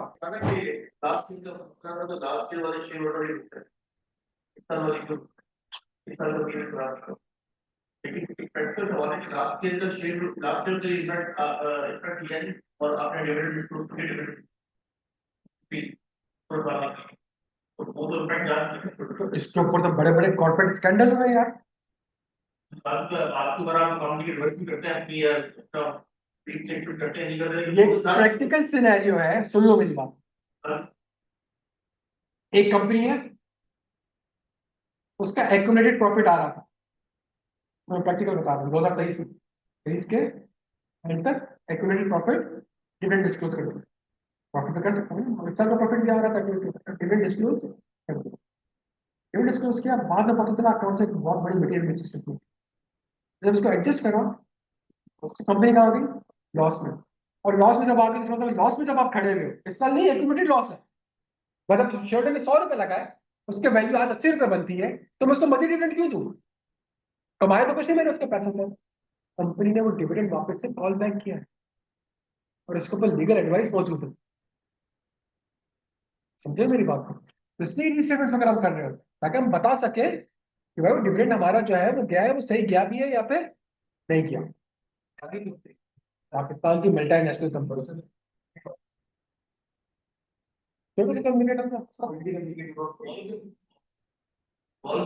नहीं पॉसिबल हो सकता। तो अगर कोई कंपनी को पैसे चाहिए तो शेयर पैसे नहीं देगा, अगर पैसे नहीं देगा अगली बार जो डिविडेंड को तो मुझसे एडजस्ट कर देगा। क्लियर हो मेरे भाई? तो इसका मतलब है रीस्टेटमेंट हुई, अगर तो वो रीस्टेटमेंट करेगा तो मैं कौन सी ओपिनियन दूंगा। लेकिन कल को शेयर होल्डर ये कह सकता है, मेरा ऑडिट रिपोर्ट का जो यूजर है वो कह सकता है लास्ट टाइम मॉडिफाइड थी, इस बार अनमॉडिफाइड है। और ये जो रीस्टेटमेंट है, क्या ये एफएस में आ रही होती है? क्या रीस्टेटमेंट एफएस में डिस्क्लोज हो रही होती है? यस। और क्या ये डिस्क्लोजर फंडामेंटल है यूजर की understanding of the basis of matter? और अगर मैनेजमेंट रीस्टेटमेंट नहीं करती, तो इसका मतलब है अब आपके पास आइजा 710 एप्लीकेबल हो जाएगा। ये सवाल आइजा 710 से था कि पिछले साल आपने मॉडिफाइड ओपिनियन दी है और इस साल वो मैटर रिजॉल्व नहीं हुआ। नहीं हुआ है मैटर रिजॉल्व। फिर मैटर रिजॉल्व की डेफिनेशन क्या है? Matter will only be considered resolve if it is as per the requirement of applicable financial reporting framework which is IS 8, and as per IS 8 it has to be restated and the management has not resolve. पिछले साल एक modified opinion थी जो कि resolve नहीं हुई। Resolve कैसे? तो अगर मैनेजमेंट रीस्टेटमेंट नहीं करती तो आइजा 710 के हिसाब से आप इस साल की ओपिनियन भी क्या कर दोगे? 710 से सवाल आएगा करस्पॉन्डिंग फिगर। और जब आप इस साल की ओपिनियन मॉडिफाई करोगे तो आप ब्रैकेट में करस्पॉन्डिंग फिगर का नंबर लिखोगे। पिछला साल भी गलत है, पिछला साल भी ओपिनियन ओपिनियन इसी साल से दूंगा, लेकिन बेसिस फॉर मॉडिफाइड ओपिनियन में इस साल के नंबर का भी तस्करा करूंगा और अगले साल पिछले साल के नंबर का भी तस्करा। याद रखना करंट ईयर गलत है ड्यू टू दिस रीजन कि ओपनिंग गलत था प्लस जो 36 मिलियन की एडजस्टमेंट की वो भी करंट ईयर फिर यस ओपनिंग गलत थी क्या करंट ईयर के लिए खराब है? करंट ईयर पे खराब है। करंट का प्रॉफिट है ही 24 मिनट के 36 मिनट की आपने इस साल के शेड्यूल को दी, वो है ही इसकी। तो ओपनिंग शेड्यूल इसमें ओपनिंग इक्विटी की इस साल के शेड्यूल कैसे दिया? बच्चों क्या क्लियर हो? कितने लोगों ने 710 पिक कर लिया था सवाल में? सेंस नहीं बनता ना। आप सवाल में आप कह रहे हैं ना वो आपसे यार कि आप ऑडिट कर रहे हो 31 मार्च 2026 का, करस्पॉन्डिंग हमारा कंपैरेटिव कैसे है? ये भी लेक्चर में बताया। और बस आगे 25 लिखा हुआ, तो क्या 25 में ओपिनियन दोगे तुम? तो करस्पॉन्डिंग। आखिरी सवाल, क्वेश्चन नंबर 6। पूरे पेपर में 10 नंबर का जो सवाल आया वो कहाँ से आ गया? MS1 से। बाकी को वाले सवाल ही MS1 की है, बट MS1 के सवाल की एक रिक्वायरमेंट होती थी, एक्सप्लेन द फाइनेंशियल रिपोर्टिंग। वो कह रहा है एक्सप्लेन करो भैया, अकाउंटिंग नहीं करो, क्या करो? तो MS1 के सवाल, तो उसमें से MS1 से उसने 10 वो वाले सवाल भी MS1 की है। मैं भी बता दूं, जो तुम्हारे पास IFRS 15 वाला सवाल है वो MS1 का है। तुम्हारे पास ये ऊपर अभी हम आइजा 710 वाला सवाल देख रहे हैं, ये भी MS1 का। जो मैं तुम्हें रिस्क वाला सवाल भी करा, MS1 में इस तरह के सवाल एडवांस लेवल के आए हुए। तो तुम उसने इतनी मेहनत करी, बंदे रखे, डेटाबेस बनाया, कुछ फारिग तो नहीं कुछ छोटे था तो कहाँ ही फैलाए थे। तो 10 नंबर, और इस 10 नंबर के अंदर आपने क्या एक्सप्लेन करना था? सिर्फ और सिर्फ फाइनेंशियल रिपोर्टिंग इशू को एक्सप्लेन करना। You are the audit manager at Hamid Raza and Company Chartered Accountant and have been assigned to the audit of Cosmic Textile Mills Limited, a listed company for the year ended 31 March 2026. The draft separate FS reported net profit of 18,000 million, total asset of 212 million. The engagement partner Salman Farooq has asked you to review a memorandum summarizing unresolved fieldwork finding. He further informed you that Bilal Ahmed, the audit team member assigned you to the area, has gone on extended medical leave before completing the audit work assigned to him. Salman Farooq has asked you to review audit procedure performed by Bilal Ahmed and identify further audit procedure to be performed in respect of transfer of receivables before concluding on this. Explain the financial reporting issue. Identify the further audit procedure to be performed in respect of transfer of receivable. Explain the implication for the audit report to CTM except FS if management refuse to adjust the financial statement और आपको reporting implications भी। सबसे पहला scenario appendix 1 में ये सवाल पढ़ के आपको सिर्फ और सिर्फ क्या एक्सप्लेन करना है? Financial on 1 March 2026 CTM transfer. और ये आप IFRS लेके जा सकते हो। देखो वो सिर्फ ये चेक करना चाह रहा है कि बच्चा IFRS पिक करके जो 3 लाइनें लिखी हुई है क्या वो 3 लाइनें लिखी, ये आपसे एक्सपेक्ट कर रहा है एग्जाम में, जो कि सबसे आसान चीज है। समझ आ रहे हैं? नहीं पढ़ने पड़ेंगे यार, मतलब इतना तो पता होगा ना कौन सी IST में कहाँ लिखी है। On 1 March 2026 CTM transfer trade receivable of ₹9,400 million to National Trade Finance Bank Limited and receive cash proceeds of ₹8,900. CTM is currently in advanced negotiation regarding acquired SPV unit Faisalabad and the proceeds were used to finance the initial deposit for the purpose proposed purchase. CTM has de-recognized the receivable and recorded a loss of ₹400 million. Measure concluded that the de-recognition was approved because contractual right to the cash flow from the receivable had been transferred to the NTFB. All the receivables transfers were due after 90 days. Under the transfer of receivable agreement, CTM is required to pay any uncollected receivable after 90 days to NTFB. अगर 90 दिन के अंदर पैसा receive नहीं हुआ तो फिर मैं तो पैसा आपको क्या substantially all the risk and reward transfer हो गया है या वो रिस्क अभी भी मैं कैरी कर रहा हूँ? अगर रिस्क मैं कैरी कर रहा हूँ तो क्या D recognition of financial asset की कंडीशन पूरी हो रही है? नहीं हो रही। इसका मतलब है क्या ट्रेड रिसीवेबल को मैं डी रिकॉग्नाइज कर सकता हूँ? नहीं कर। तो जो पैसा आया वो मेरे लिए क्या हो गई? Financial liability. बच्चों ये चीज लिखनी। और अगर आपको ये समझ में नहीं आ रहा कि D recognition of financial asset याद नहीं आ रहा तो आपने आईएफआरएस 9 में जाना है और आईएफआरएस 9 में डी रिकॉग्निशन की हेडिंग आ रही है। डी रिकॉग्निशन में आना है आपको उसमें चार्ट बना के दिया हुआ है, 3 पॉइंट्स बना के दिए हुए। उन 3 पॉइंट्स को लिखना है और उसके बेसिस में अपने सवाल को 3 पॉइंट के साथ कनेक्ट करना है और अप्रोप्रिएट अकाउंटिंग ट्रेड। बस तो क्या असल रिसीवर मेरे पास ही है। जो पैसा मुझे मिला वो क्या है? बैंक। बैंक बैंक तो डेबिट हुआ ना, पैसा मेरे पास है। क्रेडिट का करूँ और जो डिफरेंस है वो मेरी क्या है? फाइनेंस। वो ओवर द टाइम क्या होगी? इतना लिखना है यार। इन जून 2025 CTM and two other textile companies jointly incorporated Alliance Corporate ACP as a special purpose entity service solely for the procurement and sale of raw cotton. CTM holds a 40% equity interest in ACP. Initially subscribed at a cost of rupees 17 million. The investment has been accounted for as an associate, 40% पे associate सही है, and is carried 550 million as at 31 March, comprising the initial cost and share of profit by associate है तो initial investment plus share of profit. CTM accounts for investment using equity method. ACP main activities procurement and decision relating to procurement are determined by a simple majority of 5 members board. CTM has the right to appoint 3 of the 5 directors and therefore has the ability to direct the ACP's key operating decision during the CTM procure. मेरे भाई क्या ये subsidy है या नहीं? वो याद आ रहा है? Power, investor, control, variable return. ये 3 वर्ड याद आ रहे हैं? 3 वर्ड याद नहीं आ रहे? आईएफआरएस 10 में जाके 3 वर्ड ये देख सकते हो सामने। इन 3 वर्ड को सिर्फ सामने, ये 3 वर्ड आपने हाईलाइट करना है। क्या इस 3 वर्ड को सामने रखते हैं इस सवाल को उससे कनेक्ट कर सकते हो? क्या मेरे पास पावर है? Yes, 3 out of 5। क्या मैं इसकी डिसीजन मेकिंग में अपने हिसाब से कर सकता हूँ?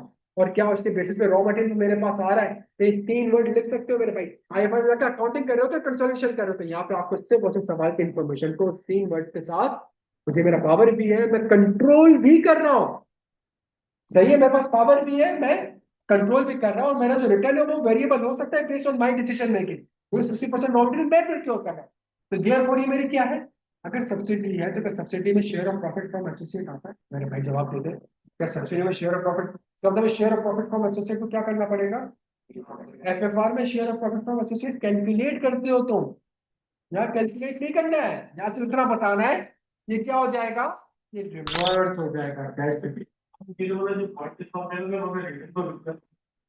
तो मेरी कंपनी जो है वो उस ज्वाइंट वेंचर से 62% रॉ मटेरियल ले रही है अपने लिए और 62% रॉ मटेरियल ले रही है। उसकी जो प्रोक्योरमेंट है उसकी डिसीजन मेकिंग सिंपल मेजोरिटी से होती है और उस प्रोक्योरमेंट के बोर्ड में जो बैठा हुआ है जो अप्रूव करता है वो 5 डायरेक्टर बैठे हैं, 5 में से 3 मेरे। तो उसका मतलब है वो जो डिसीजन मेकिंग लेगा उसके मेरे जो रिटर्न है वो वेरी करते हैं based on my decision making जो मैं वहां पर। तो पाकिस्तान में तो तुम ये गद्दू टेक्सटाइल लिमिटेड उठा लो, तुम्हारा एक डायरेक्टर बैठ, तुम्हारी गद्दू टेक्सटाइल लिमिटेड की एक वो है गद्दू सिनेरियो। गद्दू टेक्सटाइल लिमिटेड का ये था कि मेजोरिटी डायरेक्टर बैठे हुए, होल्डिंग मेरी 5% है, डायरेक्टर मेजोरिटी बैठा हुआ है, सब्सिडी अकाउंट और जो डिसीजन मेकिंग लेते हैं मैं इम्पैक्ट उसमें मेरी मिलता है। तभी रिटर्न वाली तो बात आप बता रहे केसीपी की जो रिटर्न होगी जो मेरे को चाहिए, ये मैं कैसे डिस्कस कर रहा हूँ? सिर्फ मेरा डायरेक्टर बैठा है तो डायरेक्टर जो भी डिसीजन मेकिंग लेगा तो वो तुम ले रहे हो ना, जो तुम डिसीजन मेकिंग लोगे उससे कंपनी के रिटर्न पे इम्पैक्ट आएगा।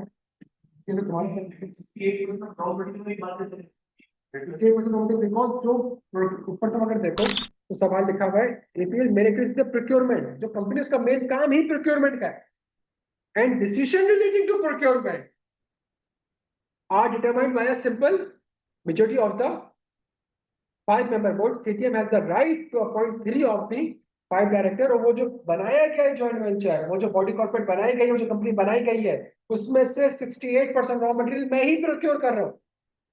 तो वो वहां पे जो डिसीजन मेकिंग कर रही है, कितने में लेना है, कितने में नहीं लेना, इससे लेना है, उससे अल्टीमेटली मैं इम्पैक्ट हो रहा, तो मेरे रिटर्न जो है वो उस पर डिपेंडेंट हो रहा है, उसकी डिसीजन मेकिंग मेरे पास। आगे सवाल पढ़ना। इन जुलाई 2025 CTM also extended an interest free working facility of rupees 600 million to ACP, repayable in and recorded as a long-term receivable at face value. The market rate of interest for the long-term borrowing is 14% पर। मैंने interest free loan दिया है 600 million का 3 साल के लिए। Market में rate चल रहा है कितने का?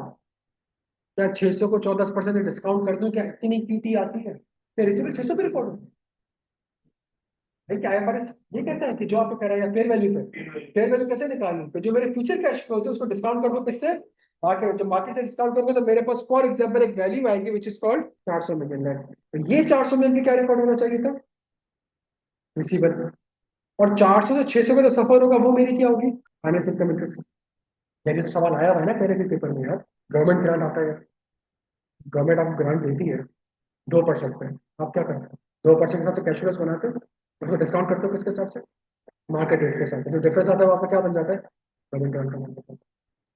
अगर आप फॉर एग्जाम्पल किसी सब्सिडी को लोन दे रहे हो और 0% इंटरेस्ट दे रहे हो, तो मार्केट में रेट क्या चल रहा है?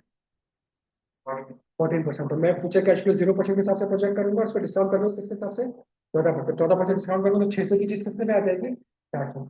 यह अकाउंटिंग होती है ना मेरे पास। लेकिन ये पैसा होल्डिंग कंपनी अपनी सब्सिडी को दे रही है, तो होल्डिंग कंपनी ने सब्सिडी को कितनी दे रही है, उसकी वैल्यू कितनी है? मतलब जो 600, तो टेक्निकली स्पीकिंग में 400 रुपए का लोन दे रहा हूँ, आगे जाके मुझे कितना पैसा वापस मिल जाएगा? 600 रुपए का मिल जाएगा। तो मुझे एक बात होता है कि मैं उसको 600 रुपए दे रहा हूँ तो 600 रुपए मुझे रिसीव हो रहा है, तो ये जो डिफरेंस का अमाउंट था, ये टेक्निकली स्पीकिंग एक बेनिफिट दे रहा हूँ शेयर होल्डर्स को, कंपनी को। ये 200 मिलियन का बेनिफिट कौन दे रहा है? Share holder. Share holder company को बेनिफिट दे रहा है कितने मिलियन का? 200 मिलियन का। तो 200 मिलियन का बेनिफिट दे रहा है, तो शेयर होल्डर की तरफ से अगर कंट्रीब्यूशन होती है कंपनी में, तो वो क्या कहलाती है? वो रिसीवेबल पेबल कहलाता है। अगर शेयर होल्डर की तरफ से कंट्रीब्यूशन होती है कंपनी में, तो क्या रिसीवेबल पेबल कहलाता है? शेयर होल्डर कंट्रीब्यूट कर रहा है कंपनी में। आप इसके प्रोसीजर क्या करें? Obtain and read the sign. अगर आप शेयर होल्डर, अगर एक शेयर होल्डर कंपनी में कंट्रीब्यूट करता है, या शेयर होल्डर के साथ अगर कोई ट्रांजेक्शन होती है, तो शेयर होल्डर कंपनी में क्या कर रहा है? कंट्रीब्यूट कर रहा है। स्टैंडर्ड ये कहता है कि आपने उसको देखना है कि क्या ये transaction between the shareholder and company है। अगर transaction between the shareholder and company है, in a sense of shareholder and company, तो जो ट्रांजेक्शन होगी वो रिकॉर्ड होगी एज ए इक्विटी। तो फॉर एग्जाम्पल अगर तुम लोन दे रहे हो, शेयर होल्डर जो है वो क्या दे रहा है? लोन दे रहा है। अगर शेयर होल्डर लोन दे रहा है उसको, इसका मतलब है वो लोन अगर मार्केट टर्म्स एंड कंडीशन में होगा, तो जो मैंने पैसा दिया वो पैसा वापस किसके पास आ जाएगा? तो इक्विटी रिकॉर्ड नहीं होगा। लेकिन अगर जो मैं लोन दे रहा हूँ उसको 2-3 मिलियन का इम्पैक्ट क्या है? वो है जो कि मेरी तरफ से एक फायदा है, इसके रिटर्न में मुझे कुछ नहीं मिलेगा।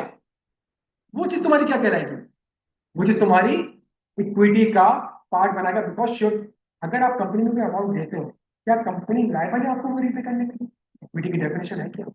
अगर मैं कंपनी में एज अ शेयर कुछ कंट्रीब्यूट करता हूँ, तो क्या कंपनी लायबल है आपको वो रीपे करने के लिए? अगर वो लायबल है तो फाइनेंशियल लायबिलिटी है, अगर लायबल नहीं है इक्विटी है। तो ये जो 200 मिलियन का बेनिफिट मैंने दिया है, अगर ये मार्केट टर्म्स एंड कंडीशन के हिसाब से होता, मैं इंटरेस्ट फ्री चार्ज कर रहा हूँ ना आपको, तो इसका मतलब है ये जो कंट्रीब्यूशन है मेरी, इसके मध्य मुझे आपसे कोई बेनिफिट नहीं मिलना। मतलब इसके मध्य मुझे आपसे कोई बेनिफिट नहीं मिलना, तो इसका मतलब है ये क्या है? ये मेरा इक्विटी, बिकॉज इसके रिटर्न में आप मुझे कोई भी चीज। Yes yes. तो सेपरेट एफएस में मैं इसको क्या रिकॉर्ड करूंगा? डिस्काउंटिंग हो बिल्कुल हो जाए, इंटरेस्ट भी हो जाएगा, मैं डिस्काउंटिंग हो। Yes yes yes. ऐसे ही अब प्रोसीजर क्या परफॉर्म हो रहा है? Obtain and read the sign transfer receivable agreement between this, agreed the receivable transfer of rupees 400 million to the account, verified the cash proceed 8,950 million, obtain a return confirmation from जब मैंने agreement read करा तो agreement read करके मुझे क्या देखना पड़ेगा कि क्या रिस्क एंड रिवॉर्ड ट्रांसफर हो रहा है कि नहीं। और स्पेशली वो जो क्लॉज लिखा हुआ था क्या 90 डेज के अंदर पेमेंट नहीं आएगी तो कौन लायबल होगा, मैं ही लायबल हूँ आपको देने के लिए, तो उस क्लॉज को आइडेंटिफाई करूंगा और बेस्ड ऑन दैट ये कंक्लूड करूंगा कि यहाँ पे रिस्क एंड रिवॉर्ड, और बेस्ड ऑन दिस फिर मैं उनके पास जाऊंगा कि आपने इसको डी रिकॉग्नाइज, सिंपल जो चीज मैंने ऊपर लिखी वही चीज मेरे पास कहाँ पे आ जाएगी, सेटिंग। फिर मैं इनके साथ अकाउंटिंग ट्रीटमेंट को एनालाइज करूंगा कि जो इसकी अकाउंटिंग ट्रीटमेंट होगी वो इस तरीके से होगी। यहाँ तक बात समझ लीजिए यार। अगर मैं ओवरऑल पेपर को देखूं मेरे बच्चों, question number 1 code of ethics 15 marks, question number 2 audit risk, sorry question number 2 procedures, question number 2 evaluation and procedure, कितने नंबर का 15, 15। Question number 3 audit procedures, audit risk, question number 4 3402, 15। Question number 5 Aiza 710,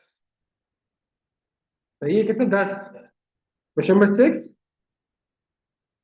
financial reporting issues plus procedures plus इसकी भी तैयारी करनी है, और इसके MSM के सवाल पड़े हैं आपके पास, और जितने भी एमएसएम के सवाल थे उसके जबरदस्त सॉल्यूशन जो है वो वहाँ पे, तो एमएसएम के सवाल आप लास्ट में देख लें पोर्टल में, बिकॉज इसके अंदर जो सवाल आए, तो इस 10 नंबर को कवर करने के लिए भी हमने क्या करना है, हमारे पास एमएसएम के सवाल हैं और कुछ एसीसी का अच्छे सवाल है जिसको हम इंशाल्लाह मजीद कवर करेंगे तो बड़ा अच्छा। इसका मतलब है लेकिन सारा का सारा फोकस इस 10 नंबर पे ना करें, तो इतना पता होना, एक टेक्निक पता होनी चाहिए, वो तुमसे कैलकुलेशन इतनी एडवांस लेवल की नहीं मांग, तो मुझसे कितना पता होना चाहिए ये चीज स्टैंडर्ड में लिखी।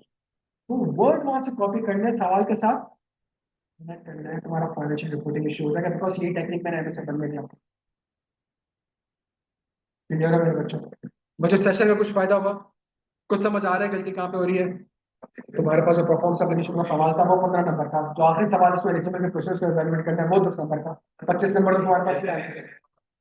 But performance is control and substantive, substantive 25 number का है, कंट्रोल 15 नंबर का, तुम्हारे पास 3402 में 40 नंबर तो तुम्हारा परफॉर्मेंस करोगे भाई, कहाँ खड़े हो।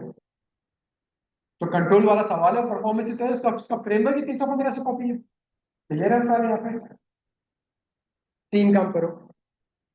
मिस्टेक्स आइडेंटिफाई हुई कुछ, मेरी जेन्युइनली रिक्वेस्ट है ऑडिट टैक्सेस सिस्टम को तभी से प्लीज उसको फॉलो करो, रिगरसली फॉलो करो, जो वो कहता है उसको फॉलो करो, जितने पास पेपर तुम्हारे पास है उसको अटेंड करो, जितने एडिशनल प्रैक्टिस क्वेश्चन में हमारे पास इसी से एमएस वर्ड है उसको अटेंड करो, हमारे आंसर भी चेक करो, हमारा पता चल रहा है अब तक तो तुम किस टॉपिक में वीक हो, किस टॉपिक में स्ट्रॉन्ग हो, तुम्हारे मार्क्स और बाकी स्टूडेंट्स के एवरेज मार्क्स में कितना फर्क है, तुम उनसे आगे हो या तुम उनसे कम हो।